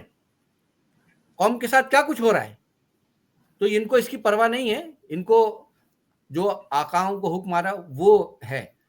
तो भाई ने मुल्क के इज्तिमाई मफाद की बात की है और उसको उसी पैराए में लेना चाहिए। अल्ताफ भाई ने किसी सुपर ताकत के खिलाफ बात नहीं की, किसी मुल्क के खिलाफ बात नहीं की। बात ये कि भाई आपको अपने घर को महफूज रखना चाहिए, अपने घर को पराई आग में नहीं झोंकना चाहिए। ये है सिंपल और सीधी सीधी बात। और ये बात वही फर्द कर सकता है जो जिसको घर का और घर में रहने वालों का मफाद अजीज होगा, और कोई नहीं करेगा। तो ये है, इस पर गौर करना चाहिए, सबको समझना चाहिए। दूसरी बात जो फरहान भाई आपकी कि अब आगे क्या, बिल्कुल ठीक है ना। देखिए एमक्यूएम ने जो है वो इलेक्शन में हिस्सा लिए, कई बार हिस्सा लिया, सियासी जमातों से इत्तेहाद किए, और एक वक्त ऐसा आया मुशर्रफ के दौर में कि इस्टेब्लिशमेंट से भी हाथ मिलाया, ठीक है, कि एक एक एक माहौल बेहतर हो, लोगों के मसाइल हल हों, और एक मतलब जिस तरह फौज मुल्क की एक सबसे बड़ी हकीकत है, तो इस तरह से एमक्यूएम भी तो एक हकीकत है ना। तमाम तर कत्ल गारतगरी, तमाम तर मजालिम के बावजूद, तमाम तर मसाइब व मुश्किलात के बावजूद आज भी करोड़ों लोग अल्ताफ भाई के साथ हैं या नहीं है। वो ठीक है कि उनकी जमात को आपने सियासी मंजरनामे से हटा दिया, वो इलेक्शन में हिस्सा नहीं ले सकते, वो खुल के काम नहीं कर सकते, लेकिन अवाम तो आज भी उनके साथ है या नहीं। तो ये चीज़ भी एक हकीकत है, इसको मानना चाहिए। और मतलब आप ये जो जाली ग्रुप बनाना, जाली तंजीमें बनाना, और फिर उनके ज़रिए, और आप देखें ना इन्होंने इतने ग्रुप बना के इतने जो ये खिलौने बनाए हैं, वो खिलौने, उन खिलौने से कौन सा कौम का भला हुआ है, तो बल्कि हालात बद से बदतर ही हुए ना। और पीपल्स पार्टी जो कुछ कर रही है, जरदारी की इस हुकूमत ने 2008 से ये जो पीपल्स पार्टी की हुकूमत चल रही है, ये 2025 हो गया है, ये 17 साल इस हुकूमत को हो गए हैं। तो कौम के साथ क्या हो रहा है, तो अल्ताफ भाई ने वो यही चाहते हैं, वो फौज से या इस्टेब्लिशमेंट से लड़ना नहीं चाहते। वो आज भी उन्होंने अभी जब इंडिया पाकिस्तान की जंग हुई, इस जंग में भी जो है उन्होंने जो बात की कि भाई मुल्क के लिए सोचा जाए, और आप तमाम सियासी कैदियों को छोड़ें। इमरान खान का हवाला दिया कि इमरान खान और सारे सियासी कैदियों को छोड़ें और सबको एक मेज़ पे बिठाएं, सब लोग सर जोड़कर बैठें कि अगर जंग होती है तो हमें मुल्क को बचाने के लिए क्या करना चाहिए। ये बयानात अल्ताफ भाई के रिकॉर्ड पे मौजूद है। अल्ताफ भाई ने कितने वीडियो लॉग जारी किए, सब रिकॉर्ड पे मौजूद है। तो इसलिए कि अल्ताफ भाई मुल्क का ही भला चाहते हैं ना, और इस साथ साथ इसीलिए उन्होंने ये भी कहा कि भाई एमक्यूएम पे जो आपने पाबंदी लगा रखी है, मुझ पे पाबंदी लगा रखी है, ये पाबंदी भी ख़त्म करें। तो एक मुल्क में एक अफ़ाम व तफ़हीम की, बर्दाश्त की, और जियो जीनो दो के नज़रिए की बात की है ना। तो अल्ताफ भाई आज भी ये चाहते हैं, लेकिन ये है कि आप सारे रास्ते बंद कर रहे हैं उनके लिए। तो नतीजा ये कि अल्ताफ भाई ने अभी 3-4 रोज पहले बात की कि भाई फिर आपके पास फिर क्या रास्ता रह जाता है, फिर आप यही कि आप जो यूनाइटेड नेशन है फिर आप उसका दरवाज़ा खटखटाते हैं। तो अल्ताफ भाई ने यही बात की कि भाई फिर अक़वाम मुत्तहिदा को भी फिर सोचना चाहिए, जो जिसका चार्टर जो है वो कहता है कि कौमों को उनका राइट टू सेल्फ डिटर्मिनेशन उनको मिलना चाहिए, ताकि उनके साथ जो ज़्यादतियाँ हो रही हैं उन ज़्यादतियों का खात्मा हो, और कौमों को उनके फैसले करने का, उनको इज्जत के साथ जीने रहने का उनको हक मिलना चाहिए। तो अल्ताफ भाई तो इसके लिए बोल रहे हैं। वो इस्टेब्लिशमेंट को भी ये मुसलसल ये पैगाम दे रहे हैं कि ये जो मुसलसल इतने बरसों का ऑपरेशन, इतना सब कुछ, ये सिलसिला बंद होना चाहिए। एमक्यूएम एक रियलिटी है, उसको मानना चाहिए। जो क्योंकि इस तरह के फैसलों से, इस तरह के अमल से अवाम में और जो फौज है उनके दरमियान फिर आपस में क्या होता है कि एक दूरियां पैदा होती हैं। लोग फिर बुरा कहते हैं। भाई देखे ना, अभी आपने कहा ना, पंजाब के लोग तो फौज की हर मामले में कहीं भी ऑपरेशन हो फौज के साथ देते थे, लेकिन अब वहां हुआ तो वही पंजाब के लोग उन्होंने फौज को बुरा भला कहना शुरू किया ना, और किस किस तरह से अपने कल्चर के हिसाब से उन्होंने फौज के और जनरलों के बारे में क्या कुछ कहा है। तो किस लिए कि हाँ, आपने गिरफ्तारियां की, उनके साथ जो कुछ भी, हालांकि थोड़ा सा ही हुआ ना, उनके साथ तो वो 1% भी नहीं हुआ जो हमारे साथ हो रहा है पिछले कई वर्षों से, लेकिन वहां भी आपके खिलाफ, फौज के खिलाफ नफरतें पैदा हुई, लोगों ने बुरा भला कहा। तो अल्ताफ भाई चाहते हैं ये इस तरह की चीजें ना हो, क्योंकि फिर ये नफरतें पैदा होती हैं, बढ़ती हैं, दूरियां पैदा होती हैं, जो किसी भी तरह से मुल्क के हक में नहीं होती। अवाम को भी इस सिलसिले में, वो इतने मसाइल में, परेशानियों में मुब्तला हैं, तो उनको भी ये चाहिए कि वो अब घर में बैठकर सिर्फ सवालात करने या तंज करने या सोशल मीडिया पर बस कुछ वीडियोस बना देने से मसाइल हल नहीं हुआ करते। जब आपके साथ ज्यादतियां हो रही हैं, हर तरह से हो रही हैं, तरह तरह से हो रही हैं, तो आपको उन ज्यादतियों के खिलाफ आवाज़ एहतिजाज बुलंद करना चाहिए, एहतिजाज करना चाहिए, उठना चाहिए। ये घरों में बैठकर जो हम ये समझते हैं कि हम बैठे रहेंगे और कोई आएगा और फिर हमारे मसाइल हल होंगे, तो नहीं, आपको इसके लिए खुद अमली जद्दोजहद करनी होगी। अल्ताफ भाई तो अपनी बिसात के मुताबिक यहाँ से बैठकर मुसलसल बरसों से कर रहे हैं तमाम तर मुश्किलात के बावजूद, लेकिन अवाम को भी चाहिए कि वो सिर्फ अपनी हिमायत का यकीन दिला देने से मसाइल हल नहीं होंगे। उनको मसाइल के हल के लिए खुद भी बाहर आना चाहिए, जद्दोजहद करना चाहिए, आवाज़ उठाना चाहिए। और अगर आप ये समझते हैं कि ये लोग जिन्होंने एमक्यूएम से गद्दारियां करके जाली एमक्यूएम बनाकर और वो क्या कहते हैं, वो फॉर्म 47 के तहत जो है वो जाली कामयाबी लेके असम्बलियों में पहुंच के वो आपके मसाइल हल करा देंगे, तो वो आपके मसाइल हल नहीं कराएंगे, क्योंकि वो इन मसाइल के जिम्मेदार हैं, वो इन मसाइल को पैदा करने वालों के सहूलतकार हैं। वो मसाइल के लिए वो सिर्फ ड्रामेबाजी कर सकते हैं, सिर्फ दिखावे के लिए बयानबाजी कर सकते हैं। वो दिखावे के लिए असम्बली के अंदर पीपल्स पार्टी से थोड़ी सी नोक झोंक कर सकते हैं, लेकिन वो इसके अलावा और कुछ कर नहीं सकते, क्योंकि इससे ज़्यादा करने की उनको ना इजाज़त है और ना ही उनमें हिम्मत है। इसलिए कि जो लोग अपना आप बेच चुके हों, अपने कपड़े उतार चुके हों, तो उनके लिए फिर शर्म व गैरत और उसूल फिर कोई चीज़ माने नहीं रखती, वो कुछ कर नहीं सकते। तो लोगों को इन चीज़ों को समझना चाहिए, जद्दोजहद करनी चाहिए, आवाज़ उठाना चाहिए, घरों से निकलना चाहिए। सिर्फ घर में बैठकर ट्वीट कर देने से, वीडियोस बना के सोशल मीडिया पे डाल देने से इस तरह से मसाइल हल नहीं होंगे। हुक्मरानों को इससे कोई असर पड़ता नहीं है। कितना लोगों ने सोशल मीडिया पे हर चीज़ को एक्सपोज किया, लेकिन क्या उस पर उनको कोई असर पड़ा है? नहीं पड़ता असर। इसलिए कि पूरा मुल्क का जो निज़ाम है, आप जब ज्यादती करती है हुकूमत या कोई इंतजामिया, कोई इदारा, तो आप कहाँ जाते हैं, किसका दरवाज़ा खटखटाते हैं?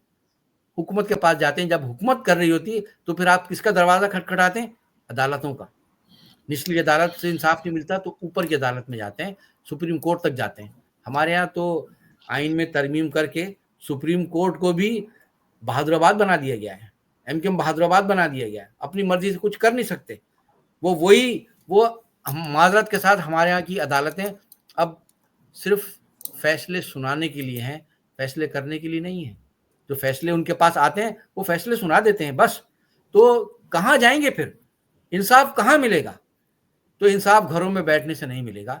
इंसाफ के हुसूल के लिए, ज्यादतियों से निजात के लिए, जुल्म से निजात के लिए आपको अमली तौर पर एहतिजाज करना होगा, निकलना होगा।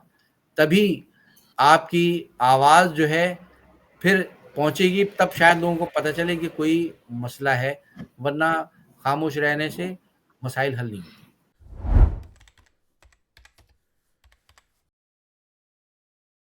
اب جاتے جاتے صرف ایک آخری سوال مجھے کرنا ہے، وہ یہ سوال یہ ہے کہ کہا جاتا ہے کہ مشرف کا دور وہ دور تھا جس میں جو ہے الطاف بھائی پاکستان واپس جانا چاہتے تھے، بٹ یہی بادر آباد ٹولہ اور یہی پی ایس پی والے جو ٹولے ہیں ابھی، یہی جو غدار ہیں تنظیم کے، یہی لوگ سب سے بڑی رکاوٹ تھے جو بھائی کو واپس پاکستان آنے نہیں دینا چاہتے تھے، کیونکہ وہ ایکسپوز ہو جاتے گراؤنڈ پہ. کیا یہ بات صحیح ہے؟ بالکل میں سمجھتا ہوں کہ آپ کی بات صحیح ہے، کیونکہ دیکھیں الطاف بھائی، بالکل الطاف بھائی نے اس دور میں پاکستان واپسی کے لیے کوششیں کی، اور جو حالات تھے اس میں الطاف بھائی نے ظاہر ہے ایک اس بات کو رکھا حکومت کے سامنے بھی کہ بھائی ظاہر ہے ان کے پاسپورٹ کا ایشو تھا اور بہت سارے ایشوز، تو یہ بات رکھی الطاف بھائی نے، اس خواہش کا اظہار کیا کہ بھائی میں واپس آنا چاہتا ہوں، لیکن اسٹیبلشمنٹ بھی نہیں چاہتی تھی کہ الطاف حسین پاکستان واپس آئیں. لہٰذا آپ کو یاد دکھاؤں نا، نواز شریف کی حکومت تھی، الطاف بھائی نے اپنے پاسپورٹ کے لیے درخواست دی تھی تو انہوں نے منع کر دیا تھا کہ ان کا پاسپورٹ بنا کے نہ دیا جائے، یاد آیا آپ کو؟ اور جب چودھری نثار وزیر داخلہ تھے، اور پھر اسی طرح یہ جو لوگ جو بک چکے تھے، اور جو پلان تھا اسٹیبلشمنٹ کا، وہ تو چاہتی تھی کہ انہی لوگوں کے ہاتھ میں یہ معاملہ رہے، کیونکہ اگر الطاف بھائی آ گئے تو وہ تو یہ جو کچھ یہ جہاں جہاں یہ حرکتیں ہو رہی ہیں الطاف بھائی سب کو درست کر دیں گے.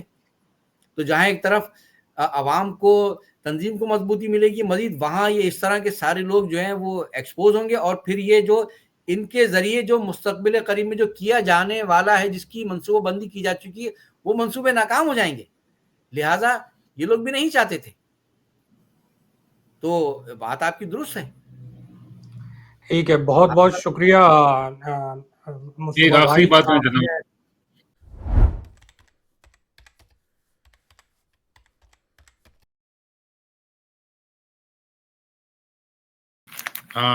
مصطفیٰ بھائی، ایک تو وقت ویسے ابھی کافی ہو گیا ہے، اور اگر ہم ماضی کی بات کریں تو کافی ویسے ڈیٹا میرے پاس بھی آپ کے حوالے سے ہے. جیسے کہ میں آپ کو یہ دکھانا چاہوں گا کہ یہ ایک بک ہے اور احمد سلیم صاحب کی، ٹھیک ہے نا.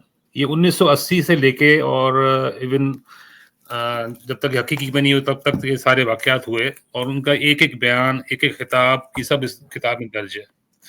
ٹھیک ہے، چلیں ماضی کی چیزیں ہم اس کو کبھی کسی وقت بعد میں کریں گے. ابھی آپ نے ایک کہا تھا کہ جو موجودہ اس وقت کراچی میں پاکستان میں جو ایم کیو میں ہے، وہ تو چلو ایک اسٹیبلشمنٹ کے، لیکن عوام آپ کے ساتھ ہے یا الطاف حسین کے ساتھ ہے. ٹھیک ہے، اگر اسی طرح ہے جیسے کہ آپ کہہ رہے ہیں، تو جو سندھ کے مسائل ہیں، اور یہ بھی ہم پہلے اسٹیبلش کر چکے ہیں کہ سندھی اور مہاجروں کو جو لڑایا گیا اس کے پیچھے اسٹیبلشمنٹ تھی، پنجاب کا ہاتھ تھا. ٹھیک ہے، اور ہم ایک ہی گھر میں رہتے ہیں. ٹھیک ہے نا. تو اگر ہمیں جدوجہد کرنی ہے تو آپ کے مسائل ہوں یا ہمارے مسائل ہوں، یعنی کہ سندھی مسائل ہوں یا اردو اسپیکنگ کے مسائل ہوں، وہ ہمارے اپنے گھر کے مسائل ہیں.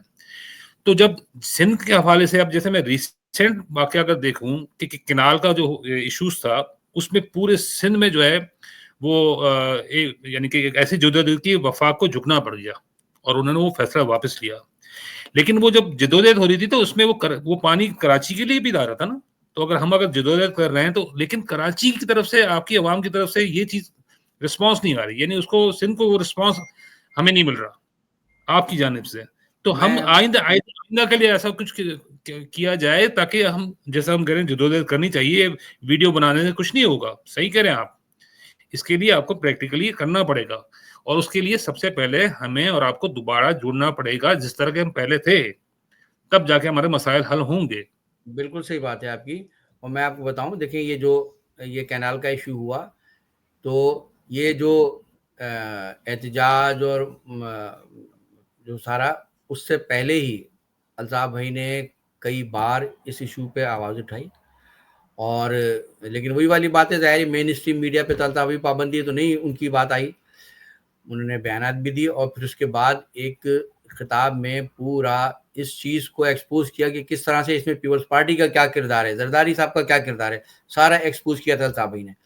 اور جب اس حوالے سے احتجاج ہوئے، حیدرآباد میں ایک احتجاج ہوا، وکلا نے کیا، ہمارے لوگ گئے اس میں، پارٹی کے हैदराबाद से जो हमारे वकला थे और हमारे जो साथी थे सब शरीक हुए। उसके बाद जब दूसरा एक एहतजाज हुआ, जो एक बड़ा एहतजाज हुआ था हैदराबाद में, पहले एहतजाज की भी वीडियो सारी रिकॉर्ड पे हमारे शरीक हुए, और उसके बाद जब दूसरा एहतजाज हुआ जिसमें और भी दीगर पार्टीज वगैरह थी और कराची बार के भी लोग सारे इसमें थे, बहुत बड़ी वकला और सारी पार्टीज के भी लोग थे, सिंध की कॉमर्स पार्टी से भी लोग थे। उसमें बाकायदा अल्ताफ भाई ने अपील की और एमक्यूएम के सैकड़ों की तादाद में एमक्यूएम के कारकुनान उस एहतजाज में शरीक हुए हैदराबाद में जो हुआ था। वो वीडियोस मौजूद हैं रिकॉर्ड पर, बल्कि आप कहेंगे तो मैं आपको भिजवा दूंगा। उसमें शरीक हुए और जो मौक़िफ़ पूरे सिंध का था वही मौक़िफ़ बयान किया। लेकिन उस एहतजाज के 2 दिन के बाद एमक्यूएम के कारकुनों को जो उसमें शरीक हुए थे, उनकी सबकी वीडियोस लेके, तस्वीर लेके एमक्यूएम के कारकुनों की बड़े पैमाने पे गिरफ्तारियां शुरू कर दी गई और हमारे कारकुन गिरफ्तार हुए, वो सारे खास तौर पे वो लोग जो उस एहतजाज में शरीक थे कैनाल के इशू पे। किसी को गिरफ्तार नहीं किया गया, मतलब किसी भी कॉमर्स पार्टी के, किसी पॉलिटिकल पार्टी के किसी वकील को, किसी को गिरफ्तार नहीं किया गया। सारी की सारी गिरफ्तारियां एमक्यूएम के कारकुनों की बड़े पैमाने पर गिरफ्तारियां की गई, वो लोग जो शरीक हुए थे। लेकिन हमें ये देखकर इंतहाई दुख हुआ, अफसोस हुआ कि वो तमाम कॉमर्स पार्टीज, वो वकला तंजीमें जिन्होंने एमक्यूएम की लीडरशिप से राब्ते करके दरखास्तें की थी, जैसे आपने राय दी, इसी तरह उन्होंने भी दरखास्तें की थी कि अपने लोगों को बोले, अल्ताफ भाई को कहें शरीक हों, शरीक हो गए। तो सिंध के एक इशू पे सिंध धरती के बेटे गिरफ्तार होते हैं, तो सिंध के जितने भी कॉमर्स तंजीमें हैं जो और वकला तंजीमें जिन्होंने कहा था कि आप शरीक हों, जिनको मालूम था हम शरीक हैं, उनके साथ हैं, किसी ने उस पे मजम्मत का एक लफ्ज तक नहीं कहा। ये क्या है? मैं चाहूंगा कि आप उनके नाम लें। नहीं, मैं नहीं नाम लेना चाहता। हम मतलब हम वो लोग नहीं हैं, हम भरम रखते हैं, लोगों का लिहाज रखते हैं। लेकिन बहरहाल आपने सवाल किया तो मैं आपको बता रहा हूँ, किसी ने एक लफ्ज तक मजम्मत का नहीं कहा, बावजूद इसके कि हमारे लोगों ने राब्ता करके उनको बताया कि भाई ये देखें एहतजाज में शरीक हुए थे तो ये लोग हमारे गिरफ्तार हो गए हैं। यार किसी ने मजम्मत का एक लफ्ज तक नहीं बोला, किसी ने अफसोस का एक जुमला तक नहीं कहा। इसका मतलब ये है कि हम चाहे कितना ही कुछ कर लें, लेकिन हमें जो है वो उस तरह से बराबर का नहीं समझा जाता। हमें भाई अब भी तस्लीम करने के लिए तैयार नहीं है। ये बहुत अफसोस की बात है, बहुत अफसोस की बात है ये। यानी कि हम उन हालात में शरीक हुए कि हमारे खिलाफ ऑपरेशन चल रहा है, हमें मालूम है कि हमारे साथी जाएंगे तो गिरफ्तार होंगे, लेकिन ये खतरा मोल लेते हुए हमारे साथी शरीक हुए और गिरफ्तार हुए। लापता किए गए कितने लोग हमारे। अभी बात कर रहा हूं मैं, जो अभी हैदराबाद में जो बहुत बड़ा एहतजाज हुआ था। तो यार ये जो चीज है, ये हर दौर में हमारे साथ यही होता है कि हम जिस इत्तेहाद में भी हों, हम पर जहां जहां और जब जब जुल्म हुआ है, कोई हमारे लिए मजम्मत के, हिमायत के, हमदर्दी के 2 लफ्ज नहीं बोलता। क्यों? जब ये सुलूक किया जाएगा तो मुझे बताइए आप, जब वही फिर कॉमर्स तंजीमें दोबारा हमसे कहेंगे जैसे आपने राय पेश की, तो क्या फिर हमें जाना चाहिए? फिर यही सबका सुलूक रहता है।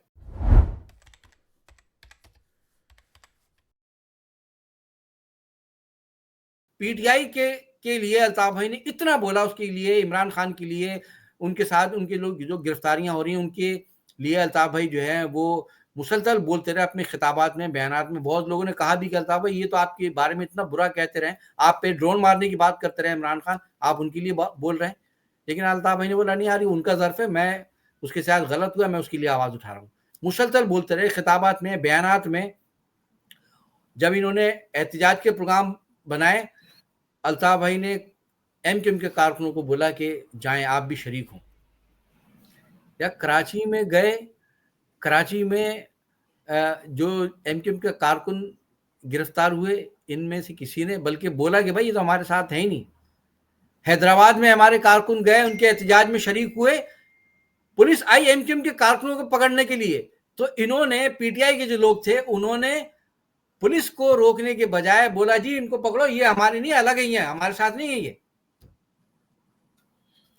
نواب شاہ میں ہوا وہاں یہ سلوک. واٹ از دس یار؟ یہ ہے سلوک مہاجروں کے ساتھ اور مہاجروں کی پارٹی کے ساتھ سب کا. یہ اور اسی طرح کے وہ سلوک ہیں جنہوں نے MQM کو جنم دیا ہے. آپ MQM کو ختم کرنا چاہتے ہیں نا,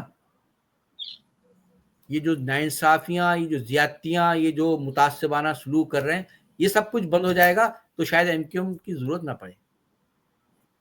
جب تک یہ زیادتیاں ہوتی رہیں گی, جب تک یہ ظلم ہوتا رہے گا, جب تک یہ تعصب ہوتا رہے گا, MQM قائم رہے گی. MQM ختم نہیں کر سکتے آپ. اس سلوک کو ختم ہونے کی ضرورت ہے, ان ناانصافیوں کو ختم ہونے کی ضرورت ہے. مہاجر بھی اسی پاکستان کا حصہ ہیں, اسی ملک کے شہری ہیں, ان کو بھی یہی تو الطاف بھائی کا شروع سے کہنا ہے, آج بھی یہی کہنا ہے کہ مہاجروں کو بھی ان کے جائز حقوق دیے جائیں, برابر کا حق دیا جائے, مساوی سلوک کیا جائے ان کے ساتھ بھی.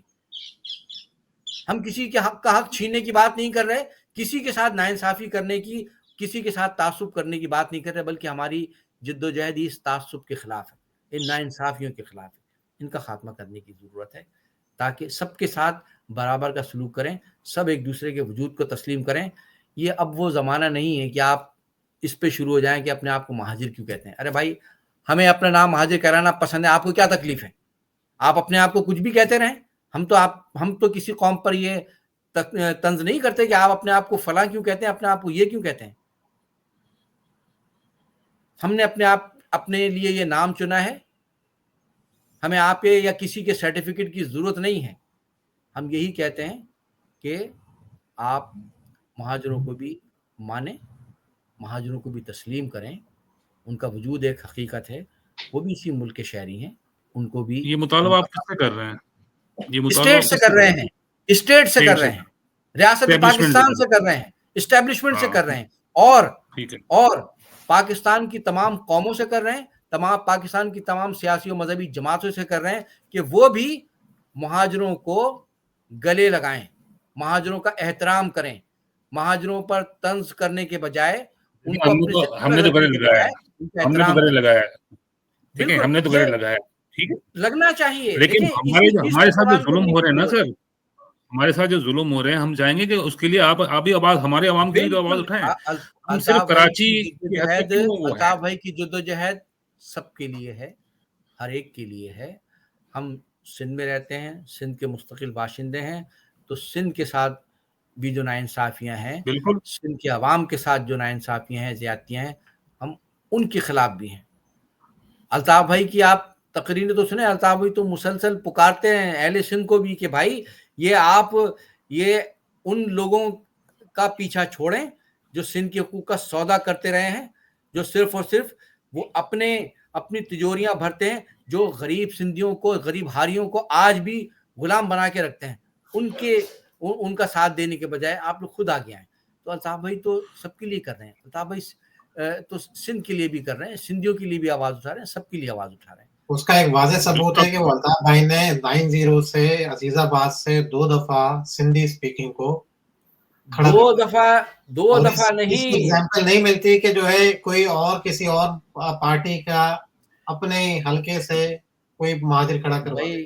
بالکل. تو اس لیے کہ الطاف بھائی کے پاس کسی قوم سے, کسی زبان بولنے والے سے کوئی نفرت نہیں ہے. سندھ کی جہاں تک بات ہے تو سندھ میں تو ہم سندھ میں رہتے ہیں, جس طرح مہاجر سندھ کے مستقل باشندے ہیں, سندھی مستقل کے باشندے ہیں, اور ہم بھائی ہیں آپس میں, کوئی وہ نہیں ہے. بات صرف حق کی اور ناانصافی کی ہو رہی ہے, وہ بند ہونا چاہیے. ہمارے سندھی بھائیوں کو بھی چاہیے کہ جہاں ناانصافی ہو ان کو بھی آواز اٹھانا چاہیے. مہاجروں کے ساتھ بالکل خیال ہے کہ اب اس کو ہم یہاں کرتے ہیں اور فنش. بہت شکریہ مصطفیٰ بھائی. یہ ایک نشست میں تو ظاہر ہے یہ تشنگی رہے گی, کیونکہ آپ جتنا اچھا بول رہے ہیں اور جس طرح آپ کور کرتے ہیں چیزوں کو, اس سے بہت ساری چیزوں کی کلیریفیکیشن ملتی ہے، خاص طور پہ ہماری جنریشن کو، جنہوں نے شاید وہ والی ہسٹری نہیں پتہ ہے، مگر جو ظلم و ستم اپنی آنکھوں سے دیکھا ہے ان کو اس کا پس منظر بھی اب پتہ چل رہا ہے۔ جیسے جی این بھائی نے کہا، بہت ساری ایسے سوالات ہیں جو ابھی بھی آپ سے کرنا باقی ہیں، اور ہم چاہیں گے کہ اگر ہم دوبارہ آپ کو دعوت دیں تو آپ ضرور ہمیں ٹائم دیں تاکہ ہم وہ سوالات بھی آپ سے کریں۔ انشاءاللہ بالکل آپ لوگوں کے ساتھ گفتگو کی مجھے بھی بہت اچھا لگا، اور فرحان بھائی آپ کا، شہریار بھائی اور اپنے جی این مصطفی بھائی، میں آپ تمام بھائیوں کا بہت شکریہ ادا کرتا ہوں۔ بہت تحمل سے آپ نے میری گفتگو سنی ہے، مجھے اپنی بات کہنے کا آپ نے پورا موقع دیا ہے، اور جہاں آپ کو سوال کرنا تھا آپ نے بالکل اپنے سوال کیے۔ بہت اچھی گفتگو ہوئی ہے، بہت اچھی نشست ہوئی ہے، مجھے بہت خوشی ہوئی ہے، اور میں آپ تینوں بھائیوں کا میں بہت اس بات کا بھی شکریہ ادا کرتا ہوں کہ آپ نے اس بات کی پوری کوشش کی، پورا موقع دیا کہ ایک جو سوال کا جواب جو ہے، جو موقف ہے، پورا جائے لوگوں تک، تاکہ لوگوں کو تصویر کا دوسرا رخ پتہ چلے، اور ہم یہ مکالمہ ہی ہم ایک دوسرے کو سمجھ سکتے ہیں، ایک دوسرے کے قریب آ سکتے ہیں، اور ہم غلط فہمیوں کو دور کر سکتے ہیں، اور اس وقت بالکل پاکستان کو اسی چیز کی ضرورت ہے۔